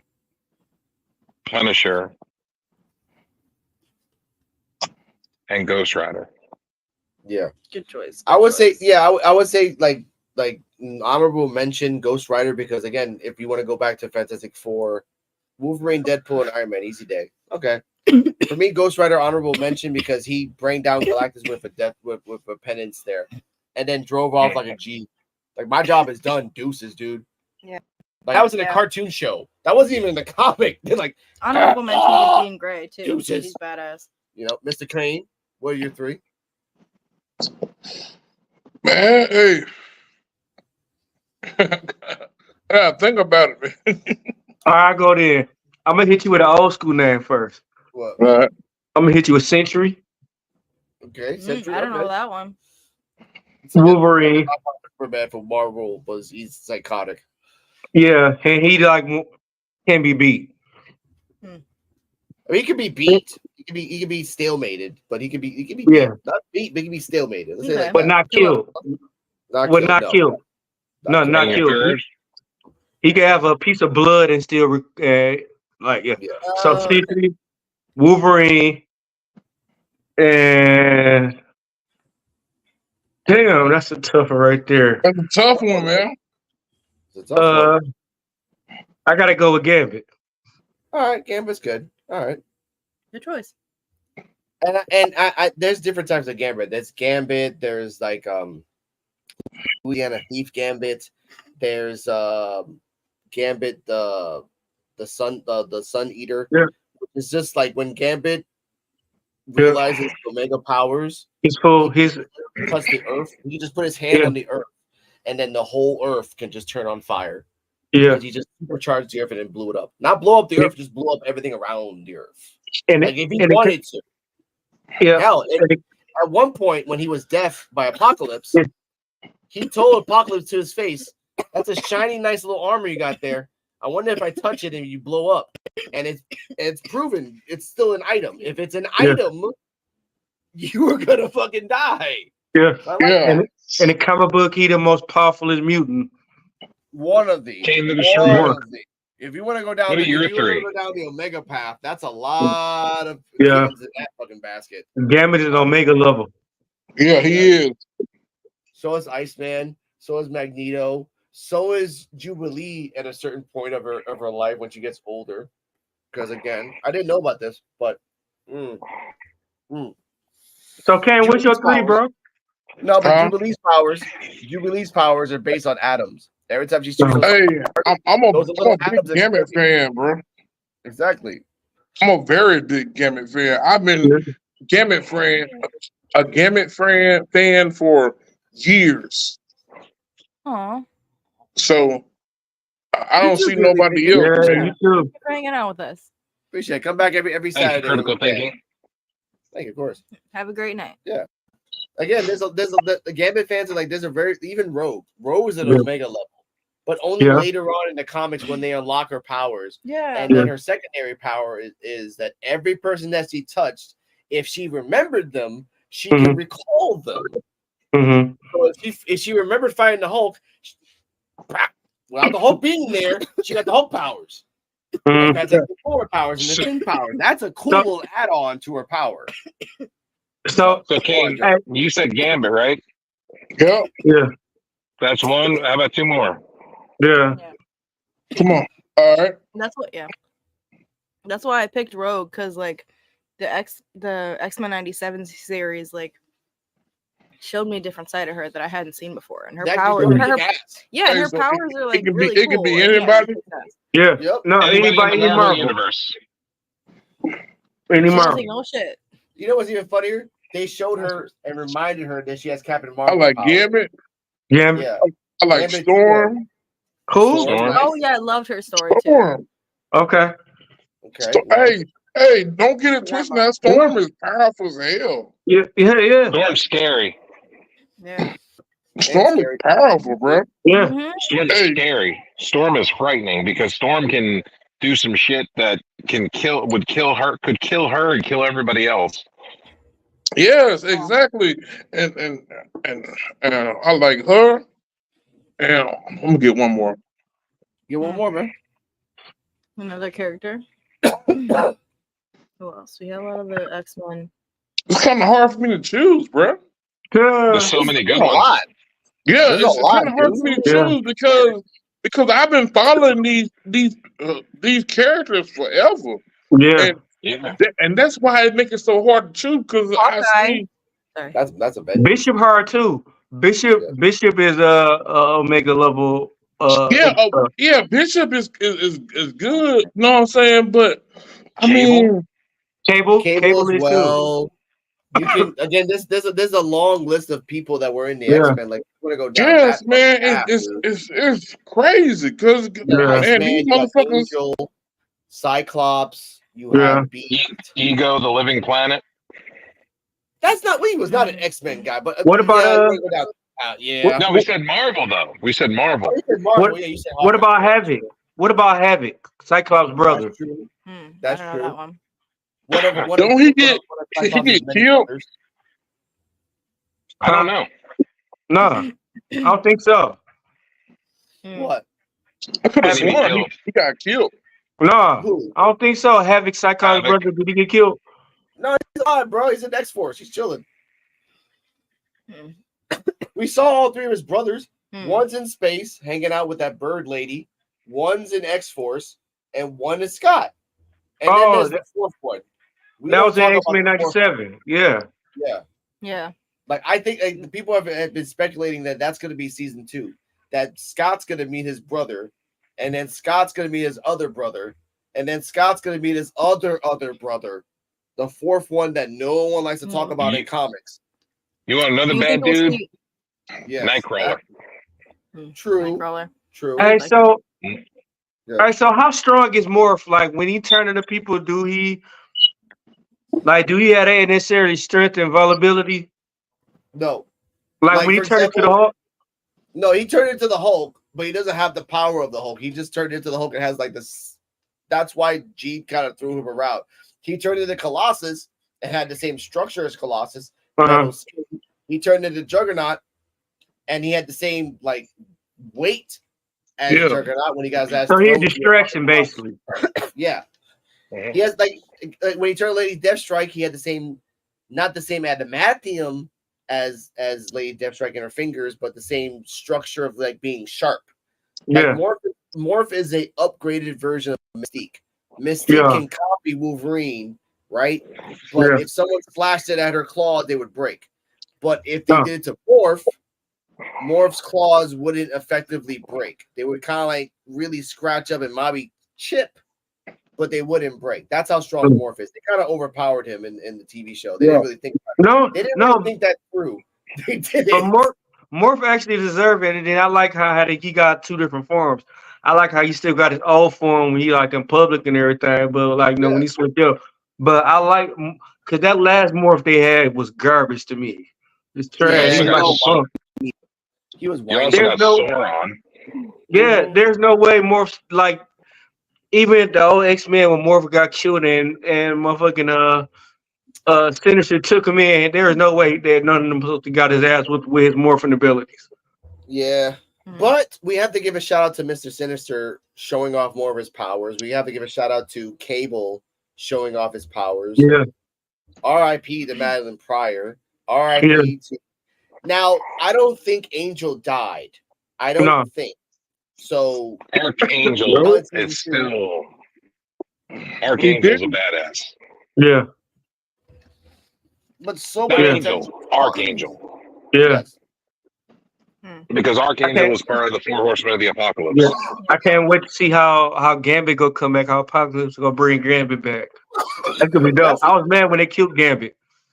That's why easy when they because did that, I'm excited for that. Yeah. That's easy. that's for why when them. they did that live action movie, when they did the live action movie, the Apocalypse movie, Mhm. and they fucking had the Four Horsemen of the Apocalypse as like Storm and other people, I'm like, what the fuck is going on here? They aren't Exactly. following comic books or nothing. They ain't following Yeah. nothing.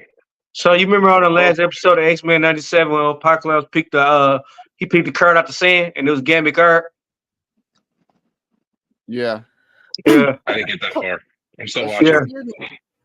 Yeah, it's getting deep. It's deep, man. I'm mad. I That's my gotta wait till girl. I'm so mad. I gotta. We need to sign a petition though to make it hurry up and come because it's next year. No, we got to sign a petition like to start It's a long tomorrow. time to animate a show, man. And the D-Walk, whole you forgot. process. You forgot. What if season 3 is coming out in a month? They need to hurry up. They need to start planning every day. So we're gonna see at least 6 to 7 episodes Yeah. of What If season 3. You know that I'll take that. My question is, Yes. do you guys think we'll see more of Phoenix in season 2? And do you think it's possible that we'll see Phoenix show up with another character? Maybe is Yeah. that a possibility? I believe. we already are. Yeah, we are. Yeah, did they didn't do did they do the Romulans and all that in the in season 1 No. with Phoenix, the Guardians and all that? They didn't do any of No, that stuff. no. They talked about the alien race, but Yeah. but they didn't delve on it. They thought that the Phoenix had just like, oh, they left and he's not coming back. Yeah. So they Only a didn't little- introduce the Star Jammers or any of that. No. That's why I think part 2 is there's gonna be more involvement because Yeah. Charlie Xavier left his like his girlfriend. She's gonna go to Earth again. Like, hey, you left. Mhm. Like, you ain't getting. And then none of there's this the WAP. sister too, so that's the whole. And that's a whole Yeah. thing. And then again, the sister has her own crew with one of the Summers that doesn't know. Lalandra, right? Lalandra was the one that is running the Shi'ar Yeah. Empire, right? Yeah. And her And she sister's got- the one that's trying to take over, like fucking. But Game she of got Thrones. Gladiator though. Ain't nobody No. stopping Gladiator. Lalandra has Gladiator. As long as I love that that's what I'm Gladiator, saying. Lalandra Yeah. got Gladiator. But I love Yeah, that they're the guardian of the Gladiator only Emcron works for the crystal. Queen. Yeah. The no, but that's gone though. Remember, the Emcron crystal is gone. It was destroyed. Mhm. Yeah. That was the whole thing that happened, and then the Phoenix came out, and blah blah blah blah blah. So we might see in season 2 the sister come to Earth, trying to see like the Milky Way ghetto, as she calls it, and fucking then hey, you kind of look like my dad. Who the fuck are you? I'm Scott Summers, and then Havoc can come out of nowhere. Hey, I'm just passing by through Canada and X-Force because they're hanging out in Canada anyway. So that could be a whole other fucking thing right there. Yeah. I have a random question. Yes. Does Shi'ar have anything to do with like the She-Ra? No. Is that it? No, that's random. The Shi'ar. Okay. I'm like, wait. In Marvel, I love this because in Marvel space, there's about 4 factions that hate each other in space. Right? You got the Skrulls, you got the Kree, you got the Shi'ar, and you got the 4th faction is whoever the writers make up at the time and put that in there. So the Skrull and Kree hate each other always versus the Bloods, and the Shi'ar are the guys from the suburbs thinks that they're better than everybody else. That's a basic what it is. They're always fighting with each other constantly to get domination of the universe. Like Star Trek. Yeah, basically, yeah. It's the Federation versus the Romulans versus the Borg. No matter what, there's always going to be fighting because everyone hates each other. Xavier was trying to like stop that, and he was almost close to be like, "Hey guys, you guys are fucking colonizers. Stop this shit. Be better." But got away. But like I said, that's something that's going to happen. We know that Wolverine, if they're going to follow the storyline, Apocalypse is going to recruit him to become a Horseman of Death as well. That's the only way he gets his medal back. Yeah. Apocalypse has the technology on this ship, Kang, that can fix it. Sorry. Kang.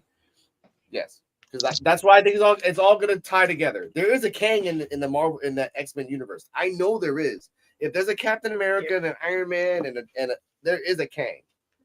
So I just want this all to meld together to get to what we want. But that, ladies and gentlemen, was X-Men 97 discussion. And let's go to something else. With my fingers a little. There we go. Dry. Now we're gonna talk about wrestling now, and this is something that Mr. D-Walk personally did not like. And we have another perspective from Kane the Destroyer. Buen provecho for all three, well, two of you guys eating. Means bon appetit. All right. It's time for a special segment that I call the Hurt Business Hurt. Take it away.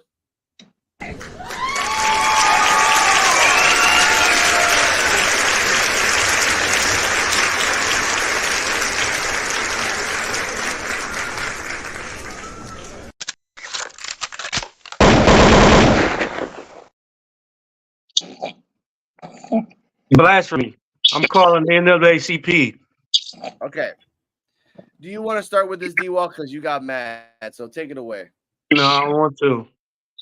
Okay. I Joe don't feel like BNCO, do you know about this? Because I'll bring up the article right now Yeah. if I can find it. Because I know that Her Business got mad. A couple of people are agreeing with them. A couple of people call them crybabies and, blamers. So I want to see what's going on here. Like, what's really is going on. So who has the key on this? I'll say it like this. I'm saying, this is what I know. Yes. MVP wanted to bring back the Hurt Business and Triple H shut him down. Okay. So, But they said MVP got heat. But you know about it, Joe? So here's what I'm going to say, and it's going to sound very, very negative, but it's me, and I wouldn't be any other way. I feel like they clout chasing. Okay. Okay. I feel like they're just trying to get attention because they ain't relevant no more. Explain that, please. Now I know you're being honest. Let's just try to explain it. Please. Well, think about this. Shelton Benjamin ain't with the company no more. Yeah. Cedric Alexander ain't being really used. He just MVP ain't being used. Bobby Lashley ain't being used. He hurt. So what way to drum up some attention to yourself? Mm-hmm. Make controversy. Hurt Business Hurt. What we're talking about now? Yes. We're talking about the Hurt Business. I got it right here. Okay. Unless they bring them all back. Unless they resign I got the tweets right here. Here we go. King Maurice 1 says the Triple H era is emasculating black men. I'm really hating it. And MVP says you see it. Smith Jacob 123456 says Vince completely screwed this one up. I'm shocked Triple H hasn't been in favor of bringing it back. And MVP says I'm not. Absolute Perfect Sean, this is weird names, said, as much as I would love to see the Hurt Business back on TV, the only way I want it back is if Shelby is back on the fold. Ain't the Hurt Business without him. Once he's back, let's run it back. MVP also says that's the only way. The current regime doesn't want it either. Now, a little bit more. Garrett Shadow says, I never understood breaking up the Hurt Business. They were so cool. The breakup seemed forced. No other faction before or after had the same vibe. MVP also says dark forces were at play. Should have kept y'all together. Damn you, Vince.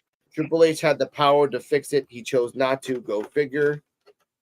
And a lot of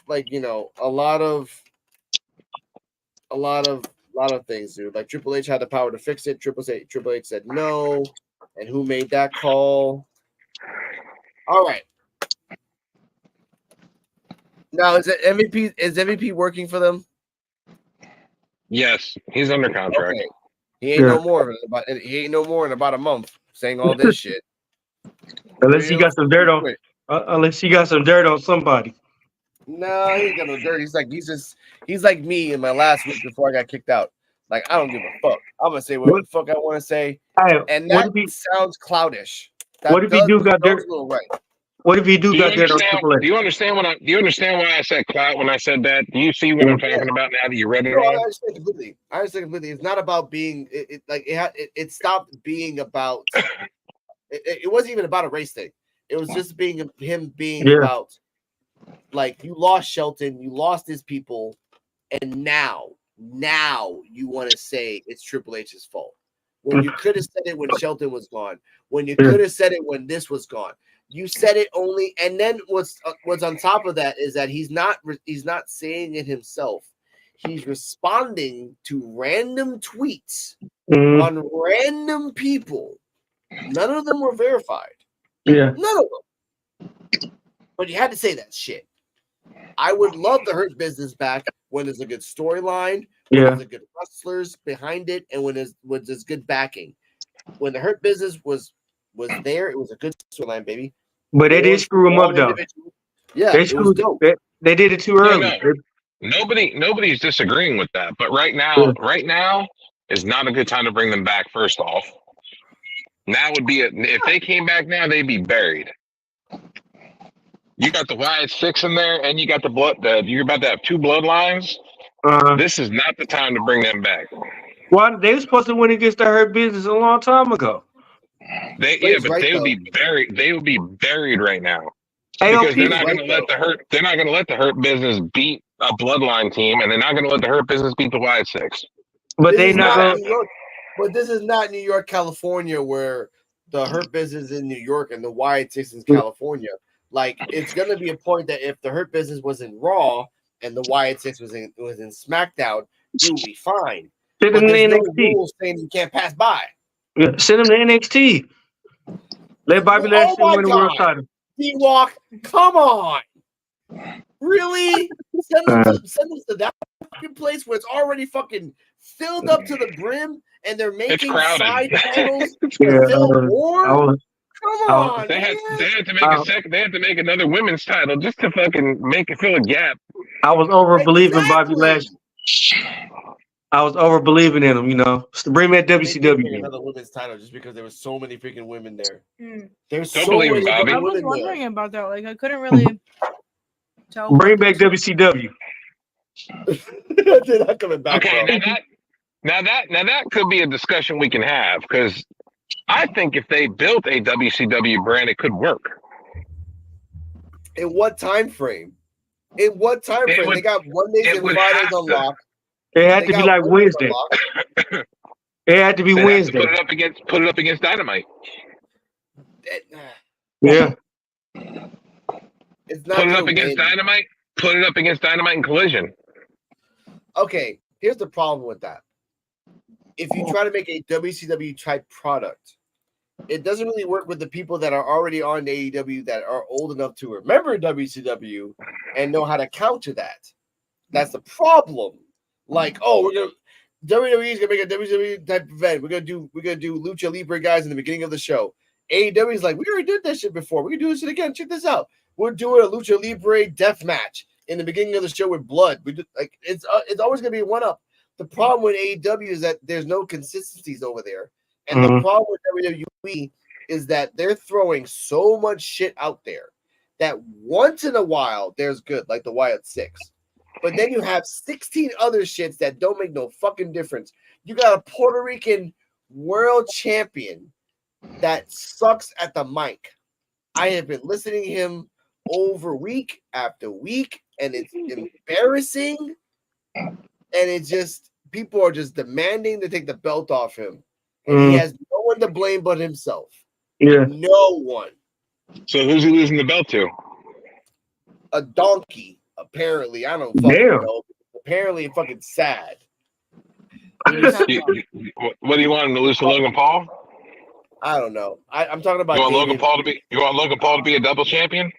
I don't know. He'll fly the Puerto Rican flag proud. Fuck that shit. Let's just talk about something else. Her business got hurt, so that's just that. Now let's talk about something else that I was going to talk about earlier. Now. I'm gonna show this trailer to my girlfriend on the TV, and that you guys are not gonna like. I can't really show you this shit. What is it? But it's Sausage Party 2, Foodtopia. I'm gonna kind of so. What? I'm scared for this one. No, I mean it's just all right. Where they gonna be? Utopia. Yes, to give my girlfriend context. Have you seen Sausage Party 1? Yeah, Okay, I think so. I think I forced my girlfriend to watch this with me. No, I don't remember when the fuck Yeah, I you watched did. it. You know you liked it, girl. Fruitopia? You talking about the drink?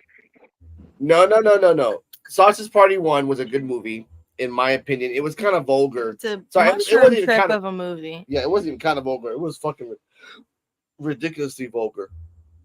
Now, I thought they were never going to do a part 2 because they went meta and they said, oh, we're going to go after the people that made us. We're going to go after Seth Rogen and all these people and, Michael Cera. Who the fuck is Michael Cera? And all this other shit. So I thought they're never going to do it. Now, once again, we're going to do this again where I'm going to show the reaction to my girlfriend, but we're not going to put the sounds because I'm not going to get in trouble by any purpose like that. We're going to watch over here and we're going to tell you our thoughts. Wait, sound or video? Video. No sound over here. I'm gonna pull it up. Is it on YouTube? It's on YouTube. It's called Sausage Party 2 Foodtopia. It came out 11 days ago. Oh, Sausage Party. Yeah. Yes. All right, here we go. No sound on you, Joe, because I get in trouble. All right. Just mute your mic. 3, 2, 1.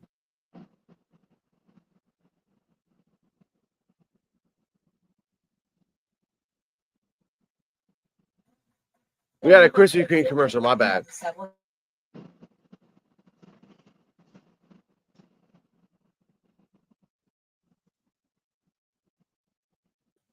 Now it started.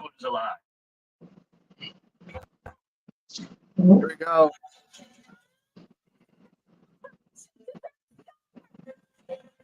This is looking good already.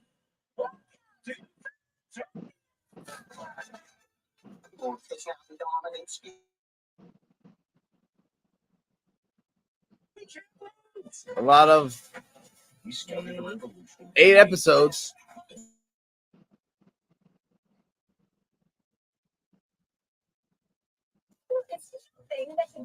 Yeah.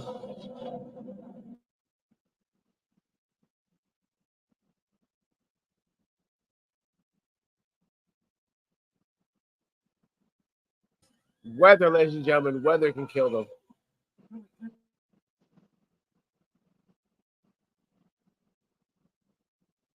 Does this look like paradise? Going out this summer.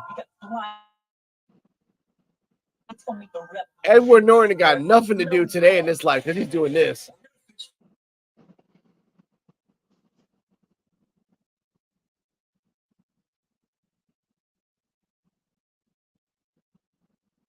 Aren't even in their head.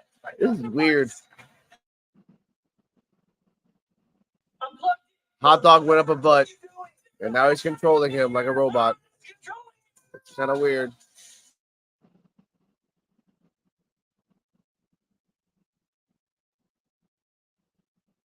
Focus on my girlfriend's face because that's all we gotta focus on.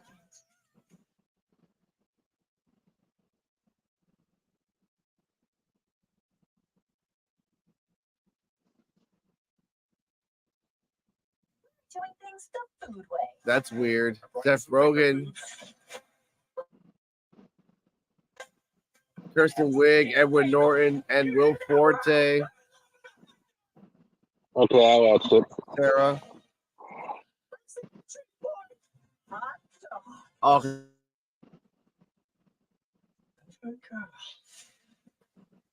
Yeah, here we go.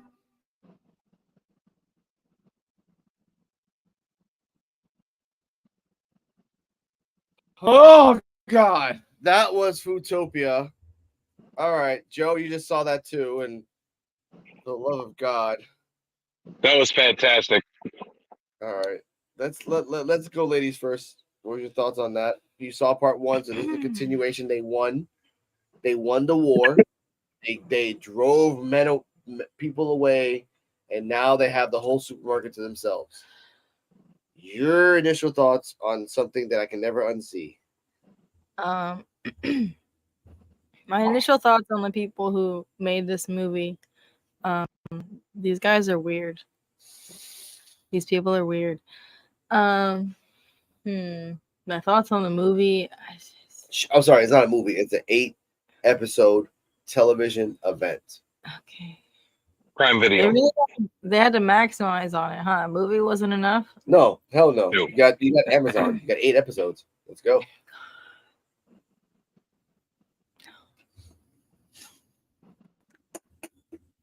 No, thank you. I'm good. No, thank you. Oh, okay. My thoughts on this is that I loved part 1 because again, it was very dark. They can't get the Gooch because he's dead. They couldn't get the falafel guy because again, I think he died because of the rain. Edward Norton has no job because he's doing this. Like, Yeah. I mean, really, Edward Norton, you were the guy from Fight Club, and Yeah. this is what you gotta do now. Yeah. Crazy. They have like a whole like complex class. You know what's even sadder? Going on. There was a whole revolution that happened. So I mean, they were happy. They were just like in the 60s, but we're missing a lot of timeline here. But you know, but they're like primitives. They're like, oh, we don't know how to function on our own. Yeah, they didn't know nature comes and destroys things. Just go back inside to like air conditioning. That's all you have to do. Just go back inside to the air conditioning. Yes. What's sadder is that Kristen Wiig, I expect her to do this. She's not really doing anything right now. She really can't do anything. Right. And Seth Rogen, you're friends with James Franco. You gotta do anything. You gotta do anything, really, dude. Yeah. You have to do anything and everything just to get that name off your damn neck. Who decided they wanted to make food? Seth Rogen made this. Dude. He has the money for it. He went to Amazon and said, "Let's do this." And you know what? And Joe made up a good point. This is the era of all these streaming platforms. Like they are vying to be the best. So Amazon, like you said, Amazon made The Boys, Fallout. Yeah. They're gonna make this. Like they're throwing everything at everything. Netflix is throwing like what 16 movies a day. But dude, Fallout. Yeah, Fallout was fucking amazing. I did like that show. I gotta get him to watch it. The Boys. Talk about it. Yes. The Boys. Is always amazing. The Boys is. I'm mad. I'm mad. I gotta wait till next week for the next episode. Next in about a week and a half, Netflix will have the new Beverly Hills Cop, Axel F. I'm curious about that one. That's a new movie too. Like Axel F. I can't call it Beverly Hills Cop. I'm curious about that one. I'm not because it looks funny. It looks funny, and they bring out some of the actors, because some of them are dead, obviously. But I don't know. Okay, look, since we're here, have you seen Beetlejuice? Yes. Okay, let's talk about the new Beetlejuice movie too. Okay, now it looks good. Yes, because Michael Keaton is going hard. Ever since the other guy's movie, like he's just going hard. I respect him for that. He's like, I'm just gonna do whatever the fuck I want. But what I don't like, I don't like that Jenna Ortega's in this fucking movie. All right, hold up. Hang on now. What's wrong with Jenny Ortega now? Speak for yourself. Exactly. Thank you. Okay. No. That's my girl. No, that's my girl. That's your girl. Let me speak for myself. Thank you. Now, Joe, do you remember in the 90s when Scream came out? The original? Yes. Yes. Okay. Now, do you remember the trope that when Neve Campbell came out, she was in everything for like the after that for 4 years? Well, yes, she was in. What started her roles were Wild Things, I believe. Yeah, Wild Things and a couple other things. But you know that once they pick an it girl, that it girl is going to be famous for like 2-3 years. Yes, I do agree. The it girl is kind of like an annoying thing. I don't really like that. Like Jennifer Lawrence was one of them. I liked her in Hunger Games. She was in like 10 other things. But I don't love the whole Let's admit one thing though. Jenny Ortega is a good actress. She's pretty good. Exactly. That's where I was like, speak for yourself. I like her. I think she was great in Wednesday. I think she has a range. She's a fellow Gemini moon like myself. Shout out, But like, so she's very good at like mimicking those different, and jumping into the different roles and everything. So I like her. But Beetlejuice too fits her personality from Wednesday. Yeah, like she's got that like kind of dry, morbid. I don't know, man. I think Winona Ryder's daughter in the new Beetlejuice movie should have been the girl from AP Bio, Heather. No. What? There's no reason it can't be Jenna. I mean, okay. Listen, for context, we thought that there was a new trailer for Nightmare on Elm Street, right? Yeah, fucking And so right. you There got is. pissed off because No, it's a fucking fan made. Fair. The 2025 release? Yep, Mhm. fan made, bro. Yeah, I got we were tricked. gonna talk about that tonight, and he was pissed that Jenna Ortega was in that and Beetlejuice, and I agreed that it was kind of like a little bit much for her to be in both, but I do think Beetlejuice, like, it works for her.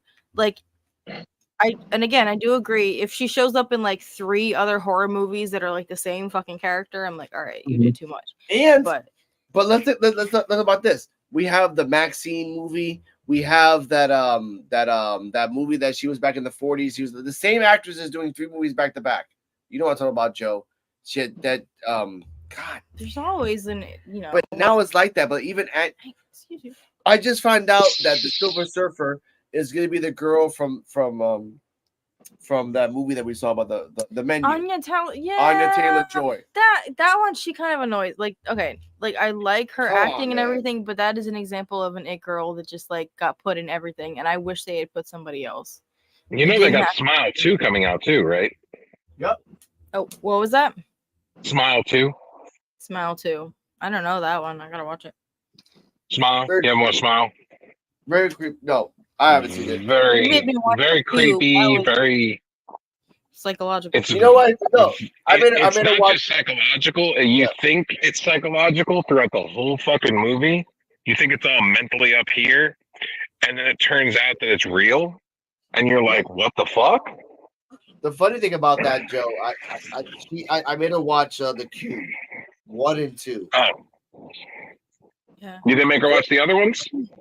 No, because I realized that every movie's is made by a different director. Didn't we watch like 3? No, we did not watch 3. I No. saved your life on that one. Okay. I stopped at 2 because 3 no, because I once I watched 2 and I watched it. Don't like, stop as at a 2. Keep going. They get No. better. No. You know why? You know why? Because like I went into a deep dive and there's a Japanese remake. There's a Japanese remake of The Cube, by the way. It came out in like 2019. Actually, 2017, 18. That was by far the worst remake ever, people have said. Now, part 3 was made by a different director. He took his own liberties on the story. I said, you know what? Fuck that shit. I prefer 1 and 2 because it's based on military. Whatever. But stories like Friday the 13th, if they bring back D-Walk, if they bring back Friday the 13th, not Friday the 13th, Nightmare. Robert Englund is still alive. He's still healthy. Right. Still healthy. Who would you want to be an actress to be in that movie that is not fucking Jenna Ortega? Put some respect on her name. It's hard. That's it. I'm trying to think. What about my man who played Joker? Who? The dude that played Jaquan. Joaquin No, Phoenix? no. You're talking about. He's talking about who would you cast as the role of Nancy? I think is where he was going on. Oh, my bad. It got to be somebody new. Just someone that you know that can try anything that's not Jenna Ortega or Anna Taylor. Just none of them. No, honestly. I got some. Hold on. Huh. Someone random. Hold on. It's hard, isn't it? Because all you see is those fucking 3 or 4 girls all the fucking time. There's a whole bunch of actresses too. The chick on Big Bang Theory. Okay. Kelly You talking about- Kuko. Kelly Kuko. Oh, Yeah, Kelly Kuko. she too old. She too old for the role. Man, no, she not. She's like 30. Bro, Mm. bro, we're trying to cast somebody who needs to be in the 17-18 range. How many can you Someone name? from Stranger Things. Someone from Maybe, Stranger but Things. not Millie Bobby Brown. No. I ain't saying thank you. Billy Bobby Brown. No, Drake's too involved in that. I But I think would Jenny say- Ortega would be a better fit. She actually No. looks could be like Nancy. Somebody that Say it, baby. somebody that I'm wondering, like the girl who played Annie, what has she been in recently? She kind of like fell off the map. Of course. She was like popular for a little while, but I'm curious. Like, Bring I- back, yeah. Michelle Trachtenberg. no, we want to see like other young up and coming actresses. Like, I want to see Michelle different Trachtenberg's in people. her 40s. I don't give a fuck. She hot to me, man. I'm drunk. Yeah, but we're trying to There's a cast girl somebody that who plays looks Miss Marvel. 17. But yeah, Anya Taylor-Joy, like, she's cool. She's had plenty of roles. I want to see different people. I don't want to see like the same people in the same role. Oh, the third Austin twin. Oh, the Scarlet one Witch? that had, yeah. Yeah, Scarlet Witch. I guess. I could cast somebody who'd look decent for the role, but I don't know if she'd play the role well. Kylie Jenner. Kylie No. Jenner. All right, How old all is right. this character? Better not. It has to be like around 17. Uh, Because whoever plays Nancy in the Nightmare, High school. But first off, we're assuming this is going to be a remake. Let's assume this is a continuation of, let's say, one. Let's say So that. let's Let's say there's like let's- right after one Nancy, whatever. So let's say something else too, because Robert Englund has been adamant that he wants Kevin Bacon to play the role of Freddy for years. He can play it. Years. He can play it, yeah. If you go back to watching him in Hollow Man, he plays the role of Freddy perfectly in Hollow Man. No, even if you go back to Moon Knight, he played a really good villain. I'll give him that Exactly. too. I think if let's. My girlfriend's never. Have you seen Freddy Part 2? no. Okay. I did see Moon Knight. I'm Okay. excited for season 2. Yes. Cheers. Let's say they do a remake of Part 2. Now, Part 2 was all very homoerotic, but still a good story. Let's say Kevin Bacon can be the guy from Part 2. He could be that guy. That just kind of but at the end, instead of like going through a bus, going to hell, he just has to choose to be Freddy. Like let's say in the instance, Freddy dies at Part 2, but then Freddy's like, you can become me if you choose to be, and then he becomes Freddy. Because I think that could be a good way to pass the torch. I don't know, but yeah, Kevin Bacon's like 40. He can't be a I 16. think they should have. Kevin Bacon I like think- 65. Yeah, he is. Yeah, I know. We talked about this earlier, but Yeah. so what I was talking about was what they should do is they should find somebody who's going to be a good fit for Freddy. Mhm. Have Robert Englund help do the interviews for the new Freddy, right? Personality. Yeah. And what you do is when you cast the new Freddy Krueger in the movie, you have it to where he's dying, he's being burnt alive, and Freddy, as the spirits, Robert Englund can make a cameo as Freddy and come to him and say, you have a choice. I can give you all the power in the world so you can get your revenge and you will never die. And he has to accept or die. Okay. Nicolas Cage. They can Nicolas Cage, but they can do a Robert Englund. Okay, they can continue Freddy's dead if you want to go down that storyline. Mhm. Where Freddy died 20 years later in 2024 in Elm Street, a kid is seeing flashes of Freddy. Not a lot, but flashes. And he has a choice. You combine number 2 and you combine Freddy's dead, and then you can get that. And the perfect guy for that is Timothy Chalamet For who? for the next Freddy. What's his Timothy name? who? Supposed to be. He should be in his teens. Timothy No. who? He's like 30. Timothy Chalamet is like 30. Yeah. He looks like young in the new Walker movie. The Walker Yeah, movie. but- Damn. Timothy, what? I don't know What's his anybody. name? Timothy Chalamet or Shyamalan. Okay, there's the kid who plays Percy Jackson That kid? in the new series. Yeah, he's got like kind of like wavy blonde hair, and I do like that Percy Jackson has like actual young people playing young people. So But- shout out to them for that. Go on, Diego.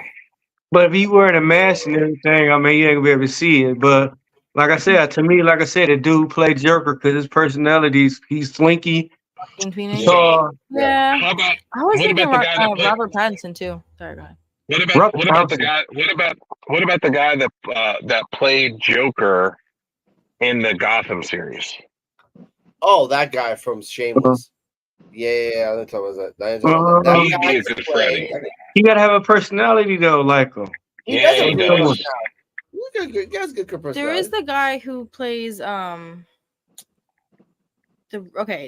redheaded kid from Shameless. Yeah, who that kid. It is- was That's the guy Jeremy. from Oh, okay. Gotham. Yeah, that kid. Uh, Yeah. I can see him. He's got Cameron Mahogany. Yeah. Could be Cameron something. He played the same kid from Yeah. Jedi, whatever it calls Yeah. all that shit too. That could be good as well because I just want to. I like the point of the point of me talking this about guy. the new Freddy movie. That guy, yeah, that guy. The point of Freddy, the new point of Freddy is that you can do a continuation of the storyline, Yeah. and you have to either accept Freddy's dead movie and said that there are some sleep demons that gave him the power, or you have to do by the fact that Freddy was something like Candyman, an entity, Yeah. something that became powerful. It'd be funny if they linked it to Beetlejuice. And that, like, maybe Beetlejuice and Freddy are like two different, spirits or whatever. Yeah. Tell me that don't look like he'd be a good Freddy. Even with I Freddy, think so, yeah. the thing is they have already connected. They've Freddy. already connected Freddy versus. Sorry, they already connected Freddy and Jason's universe. Freddy Jason's already been to hell. Even in comics, Freddy's been to hell. Jason's been to hell. Michael Myers can be to hell as well. So can Pumpkinhead. So can Chucky. The Chucky part, you can kind of work it out because Dembala is a god. horror but- movie universe. But no, because Chucky's worships a god named Dambala. So the god could be in maybe in hell. It's a lot of weird things that you can work it out, but the problem is, and Joe knows this, is just licensing rights. You got to license the right. Yeah. You got to license the right Freddy Yep. and Michael Myers. Michael Myers is dead. I would love. D-Walk talked about this. Like, how can you bring Michael Myers back? Simple. You just open up a gate to hell and bring him back. I had to educate him earlier on. That because D-Walk did not know that at the end of Freddy versus Jason, when Jason is walking out of Camp Crystal Lake holding Freddy's head and Freddy winks, he didn't realize they were in hell. They weren't in hell. He just woke up. Yes, they were. No, No. Jason was out of the lake. He just Freddy survived as a head. Yep. That's all he had. Freddy. So what happened was in the real world, the explosion happened. Yes, they blew up. I remember that. They died. They went to hell. That's why that's why Freddy's head was just there. That's why he winked with only being a severed head. He gave you a wink like, hey, I'm still alive, I'm here. And They did that because it was a nod to being in hell. They did that ending so they can work into the next movie, which was supposed to be Ash versus Jason versus Freddy. Yeah. And you know what's crazy about that? And I love this. And I read this, ladies and gentlemen, in the Satan 6 comic book. They explain that they can't really torture Jason Voorhees in hell. Mhm. They really can't. So all they can do is just contain him in a universe where he thinks he's in Camp Crystal Lake, endlessly killing people. That's all they can do. They can't control Jason. The Satan 6 is like, we're down a member. Let's recruit a new guy named Jason Voorhees. They recruit him. The second he pops up, he just starts slicing and dicing everybody because that's his mission in life. And then they explain, you know what? Let's just put him back in his little universe where he's in, and that's where Freddy and Jason came from. Where Freddy versus Jason is not in hell. He's literally killing people. He's having the time of his life. And all the people are like, we deserve this. You deserve to kill us. You're right for doing this. They're all praising him for killing him. So he's not in hell. He's like, we can't control him. So we're just going to put him. It's like a lion that has lasers on his back. Like, you're fucked. It's like, put him in a little place. Let him chill there. Let him have fun. So I love And that's that. what Freddy did. Freddy went into hell as his mother and told him, "You need to go kill the Elm Street kids." Yeah. Remember? And then when Jason goes to kill the Elm Street kids, he was only doing it so that Freddy got power back. Yeah. And they can bring a cameo where Satan comes out and tells Freddy, "Thank you for getting him out of hell for a while. That was actually helpful for us. But then you brought him back, so we're gonna have a problem with that. Yeah. Let's fix this problem. Him back in hell. You could have a storyline where like one of the characters, somebody is like fighting their way out of hell, kind of thing. Like, Ash. And then Have you read the comics? Yeah, I read Ash versus Jason versus Freddy. Ash Williams from Evil Dead actually fights Freddy, and it's a long storyline where it overlaps. It overlaps, but it's actually a really good storyline. I like that. But there's also they can go delve into the fact that there's actually a support group in books, a support in the books of Freddy and Jason. They continue the storyline where all the survivors of Jason and all the survivors of Freddy will come together in a support group and talk about their experiences. Because they realize like they're all traumatized. Tommy's alive. The girl from the Dream Master's alive. Like a couple people are alive. Because those are the ones that got away and that I do love in the lore. Freddy and Jason don't fuck with. Jason don't fuck with Tommy. And Freddy don't fuck with Nancy at all. In the comics, it's like, no. And her son. But Alice lived too. No, wait, was it Alice? No, yeah, I'm sorry. Nancy died. Alice lived. Alice was the one that Freddy never fucked with, and her son. In the books, Freddy never fucked with him again because he realized she is a Dream Master. So it's just that's why. Yeah, Alice became a Dream Master. She survived 2 movies. Yeah, she did. That's what I loved about it. But not the same actress, but still 2 movies. It was the same actress. It was the same actress. It didn't look like her though. But yeah. Alice. You're right, Joe. My apologies. Alice in canon became the Dream Master in 4. Had a baby in 5. Freddy was trying to become the baby.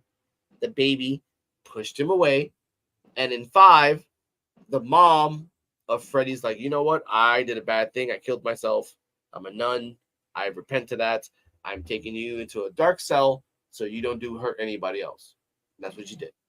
So that's what happened. But in the books, and I love reading the books, he never fucked with Alice. He never fucked with the kid. And Jason as well. Jason never fucked with Tommy. Ever. Every time in the books when he would see Tommy, he would turn around the other way and go the other way. Because he realized, like, no, every time I fight Tommy, it never ends well. It never ends well with me. So he's like, you know what? I'm not going to fight this fight. And that's at the point when Jason was an undead monster. And there's stories where people grabbed the mask of Jason and felt the need to kill. And people thought, I like you, Jason. We're the friends. And Jason would connect with them for a second.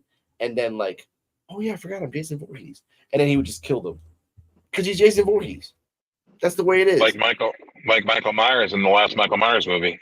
Yeah. Man, he had the whole town. Getting the good old stuff, and then he killed the whole town. He beat the whole town's ass. That's the saddest thing ever. And people had guns, and like, why didn't someone get inside a fucking car? Like, everyone back away. Let's go. Pop, pop, pop, pop, pop. Just keep backing up for about 5 minutes. That's all you have to do. There's no way that'll happen in Flint, Detroit, or New York.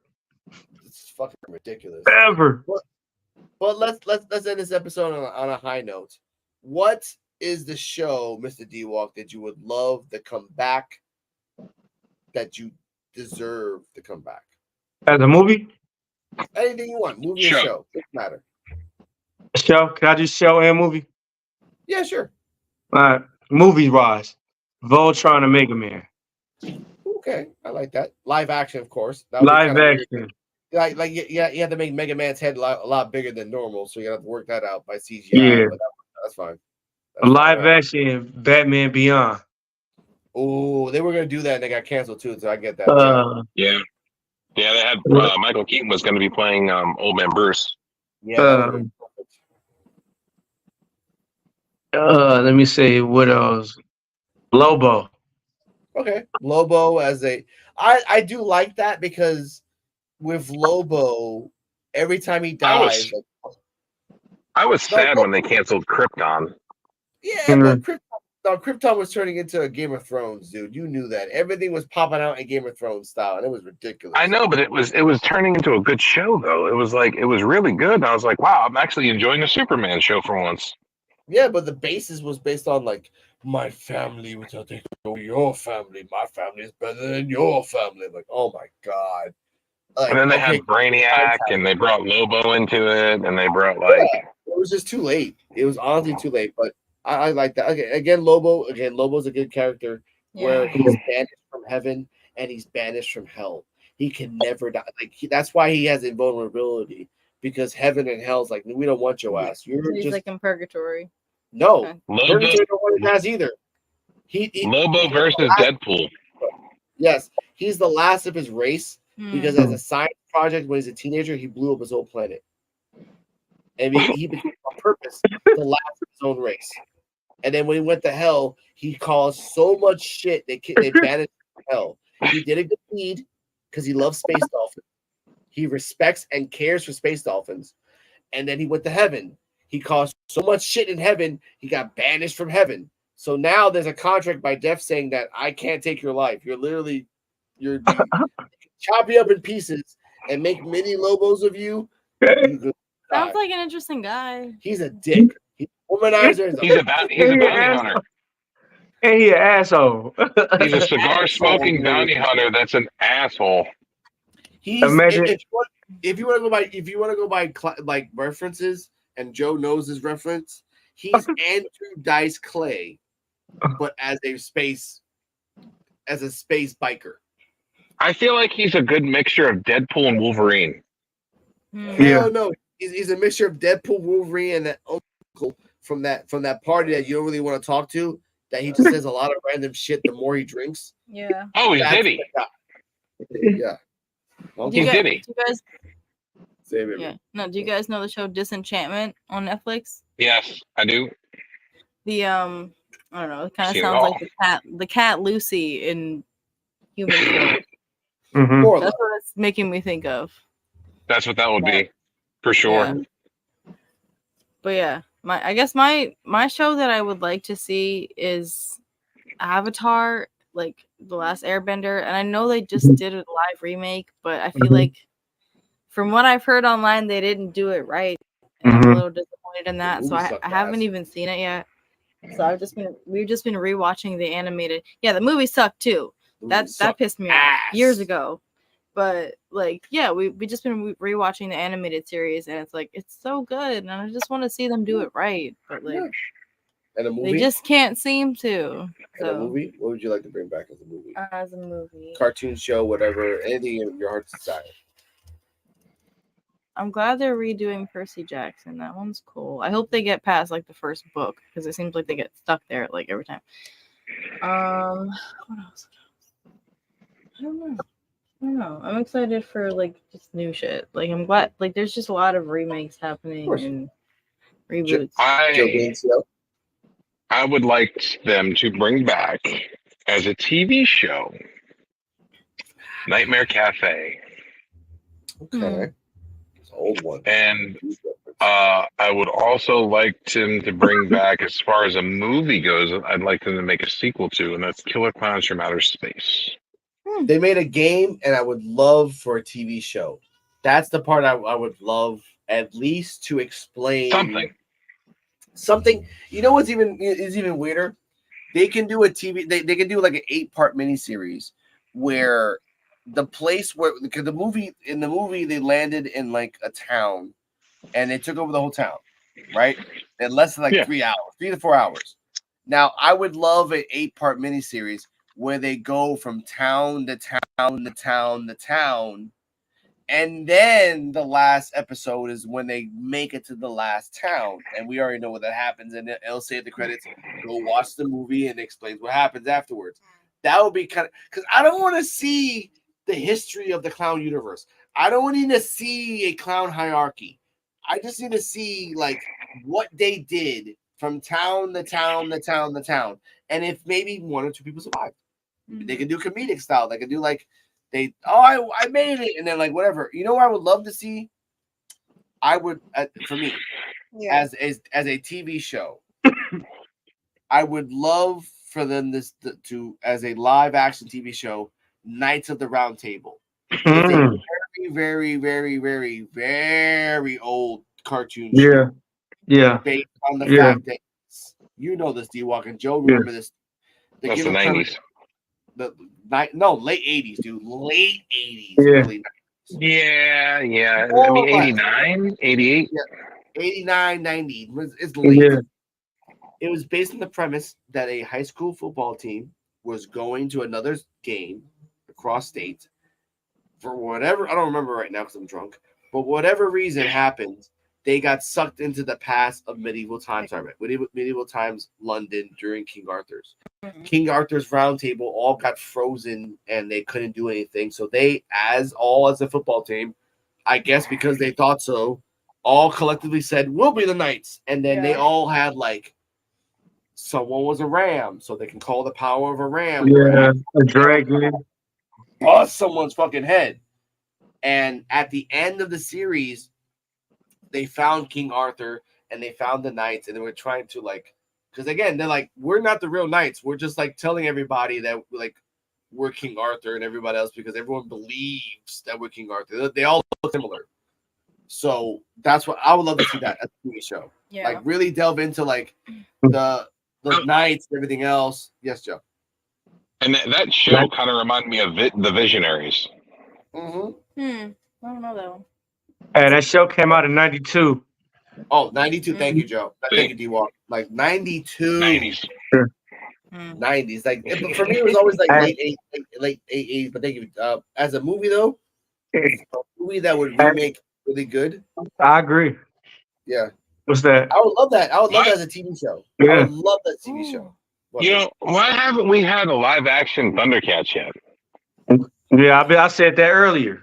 We said that earlier. Yeah, we said that. But Why haven't we had a live action Silverhawks? that's a good one. That's a deep or Thunder. Sorry, Street Sharks or Battletoads or something like that. You could make Street Sharks. Any of that. You could have a crossover and have Battletoads versus Ninja Turtles or something. Yeah. I thought it was Battletoads versus Double Dragon. That'd be cool. Like but let me just finish this up. As a movie, I would like for them to make a movie. I would like them to remake Dr. Giggles. Yep. My girlfriend doesn't know what that is. I know you've explained it to me before. I've never seen it. You've never seen it. You've told me. You never seen Dr. Giggles?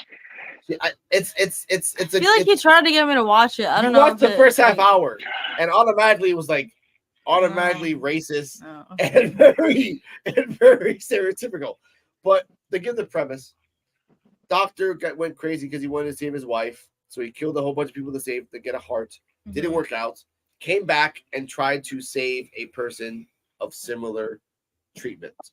Did she see? But did she see how did she see how he survived when they came for his father? Mm-hmm. Do you remember, Cardella? I don't think so. Please say it, because I remember now. When so the police came for his dad, and to save him, he cut open his mom that was dead, and put her back and put the son, who was like 10 or 11 at the time, or 12 or something, back into the stomach and sewed him back into the stomach. Yep. And then when the police were all gone, he ripped himself out of his mother's stomach. And it took the police that long to sew that. It took the police that long. They suck. Right. Yeah. But the thing about it, he was kind of like, he was a savant. He saw everything. He learned everything from his father, because his father was a brilliant surgeon. From sight. Again, yeah, exactly. But his dad was trying to save his mom because his mom had a heart condition. So yeah, he went around town and killing random people, not random people, but kind of like people that had the same, like, I need someone that has a heart that fits my wife. Yeah, totally unrelated. But this is, I low-key have beef with Netflix because of how many shows they canceled are really good. But one of them is I'm Not Okay with This, which got canceled after one season. And the whole premise was like this teenage girl who just goes around and starts like exploding people's heads, and she doesn't understand why. And it's just like kind of like a Carrie moment, but it's really cool. And yeah, that was. Thank you. What about that one zombie show that they had that was supposed to have a second season? Then the pandemic happened, and they were like, "Oh, it's not coming no more. We canceled it." I remember that one. That was the Was- one that we saw with the high school kids and Yep. and the woman at the end that she became the leader. Yep, that's the one. She remember the teachers and the principal became like villains. The teacher Zombies. became a zombie. Maybe. Yeah, we saw the cartoon version. Then we saw the you know what I'm talking about. I forgot the name of it was. Yeah. But at it was the end, supposed to it have a like- second season because Yeah, they, and as soon as it aired, they were like, "Oh, season 2's coming." It was on the thing. It said season 2's coming. Ladies and gentlemen, I fucking hate the ending. Only for the fact that this woman that didn't really show any type of power vacuuming came out of nowhere. I'm gonna be the boss now. Like, what the fuck? You said shit for fucking. You said shit for episodes. No one knew at all. Like no one knew At that she all. was going to be the boss. And that was like he's trying to bring everyone together to finally stop this shit, to be fucking smart about this. I want to be the boss because no one ever did anything bad to me. He was trying to save her the entire time. Yes, Somebody trying to vie for power. Yes, fucking vacuum. And then when she found out, and then he finds out that she's like the big bad, and he's like, "What the fuck?" Yeah, but they didn't do a season 2. Yeah, they never did a season 2. So there's a lot of shows that had a lot of potential. Floor's That's Lava, one. season 4. I want it. Oh, Floor's there's like Lava. there's plenty of seasons of Floor's Lava. The get down. Get down. Yes, that was such a good one. Sorry, see, I get very. You know why they didn't do? There's so You know why many they didn't do another one? Why? You know why they canceled it and didn't do another one? Why? Because they said that the budget was too high because of how much money they had to spend on renting out New York parts of New York. Which that's bullshit. Sensei was another one that was really like obscure, but I think enough people like bitched that they got like a continuation or a finale to the season. But yeah, that at least got that one got 2 seasons. The Get Down for their shooting purposes, it's not even their budget for like clothing or anything, or actors. Their budget was over $1 billion just to rent out space.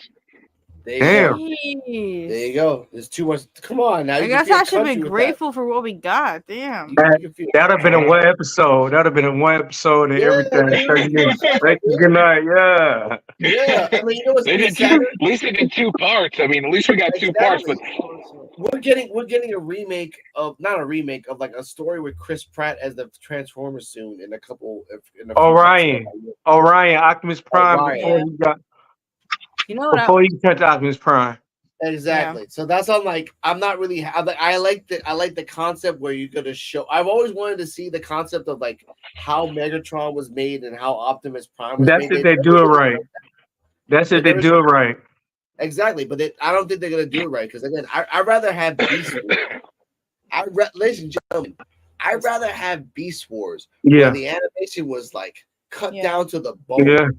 Yeah, Beast Wars. Yeah. Yeah. Go on, baby. I would like to see a continuation of the story from I Am Legend. They're gonna do a part 2 already. They are. They're doing a prequel. Okay. Yeah. There you go. They're doing a prequel. All right. Well, that was like an extenuation. Oh, damn. I've originally heard it was going to be a prequel. Okay. Yeah. Okay. I'm very excited to see the prequel for The Quiet Place. I was hoping to see that one. So called the loud spot. We got a lot of reviews upcoming. I think that'll be fun. But like, I think it'll be good. Yeah. There's a lot of things that I want to see. Like, I want to see another movie of Dawn of the Dead because we know that everyone died at the end of the movie. Ladies and gentlemen, sorry for spoiling, but if you watch the credits, everyone dies on the boat. That's just the way it is. And they died, bro. I think I watched. They dropped the camera, so we really don't know what happened after that. I don't know. Maybe they jumped into the water. But you know what? Okay. Let's go a little deeper. I would like to see Day of the Dead, where the zombies continue it. They redid it. But no, like a part 2 of Day of the Dead. They kind of did it like Film of the Dead. I saw is really weird. Stupid. No, they did it. They did a Day of the Dead where they remade it completely. It had Ving Rhames. Yeah, in it. but a part 2. But a part 2 of it, because I've always liked the concept of George A. Romero's universe of like the canister. Because again, remember, there's Return of the Living Dead. Diary of the Dead was good too. Diary of the Dead was really good. I saw that.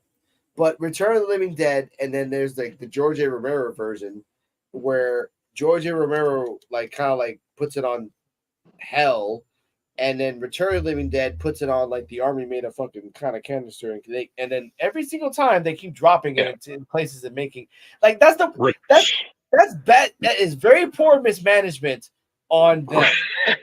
Return of the Living Dead was Return of the Living Dead had nothing to do with the Romero verse though.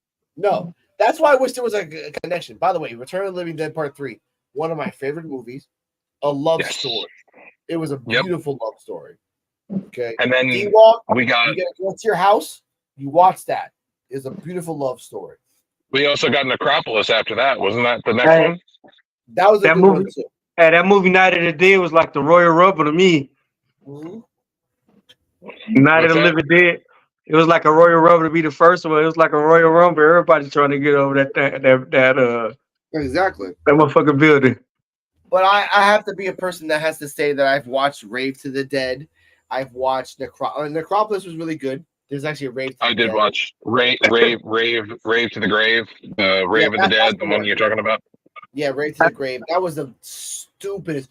Let's make the same compound out of a rave drug. That again, end of story. That's it. It kind of fell into the House of the Dead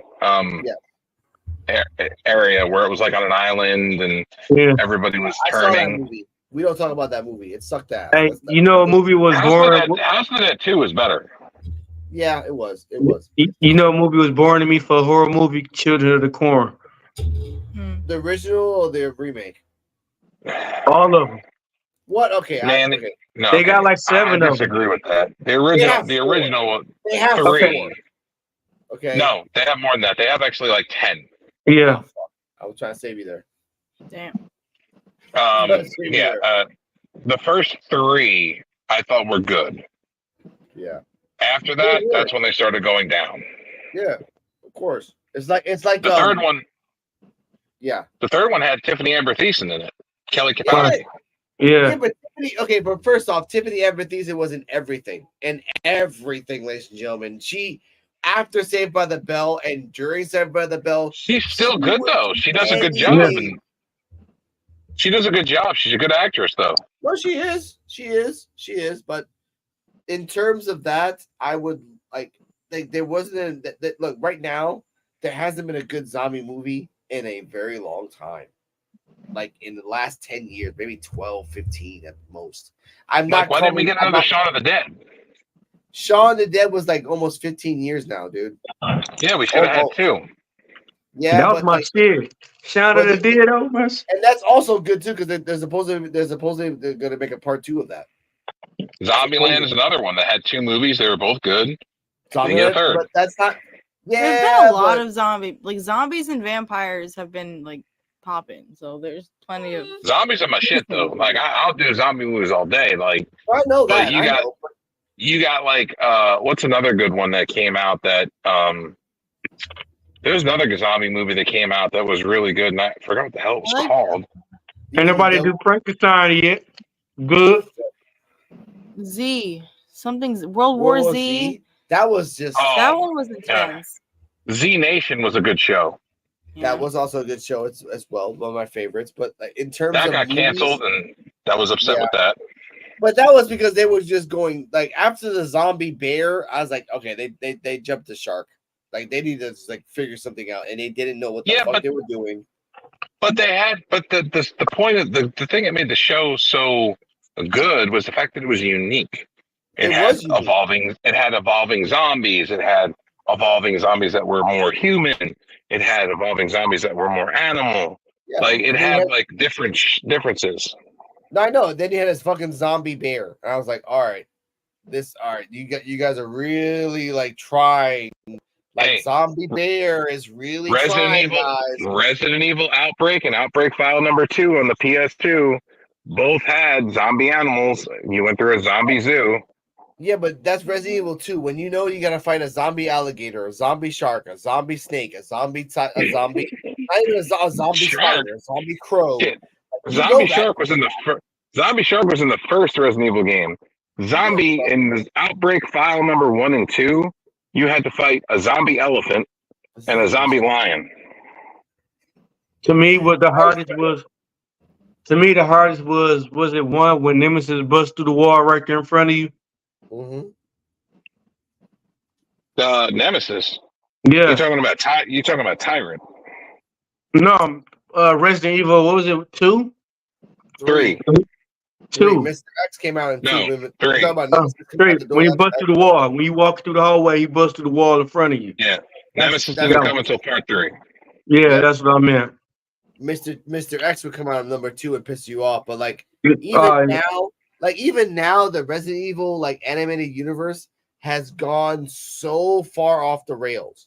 Yeah. Like so far weird.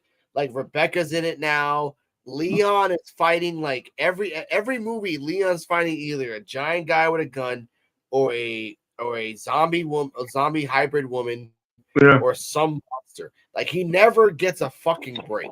And I respect Leon Kennedy, but god damn, let him go to fucking Puerto Rico and rest. Let him chill.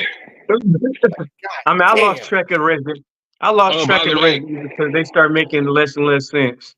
By the way, I heard that they're making another Resident Evil movie. You better not. No, look, let's be real. They've made 1, 2, 3, 4, 5 live action, 5 or 6, I think. No, 8. 8 live action, and they've made at least 12 cartoons. 12, because I've watched 8 of them.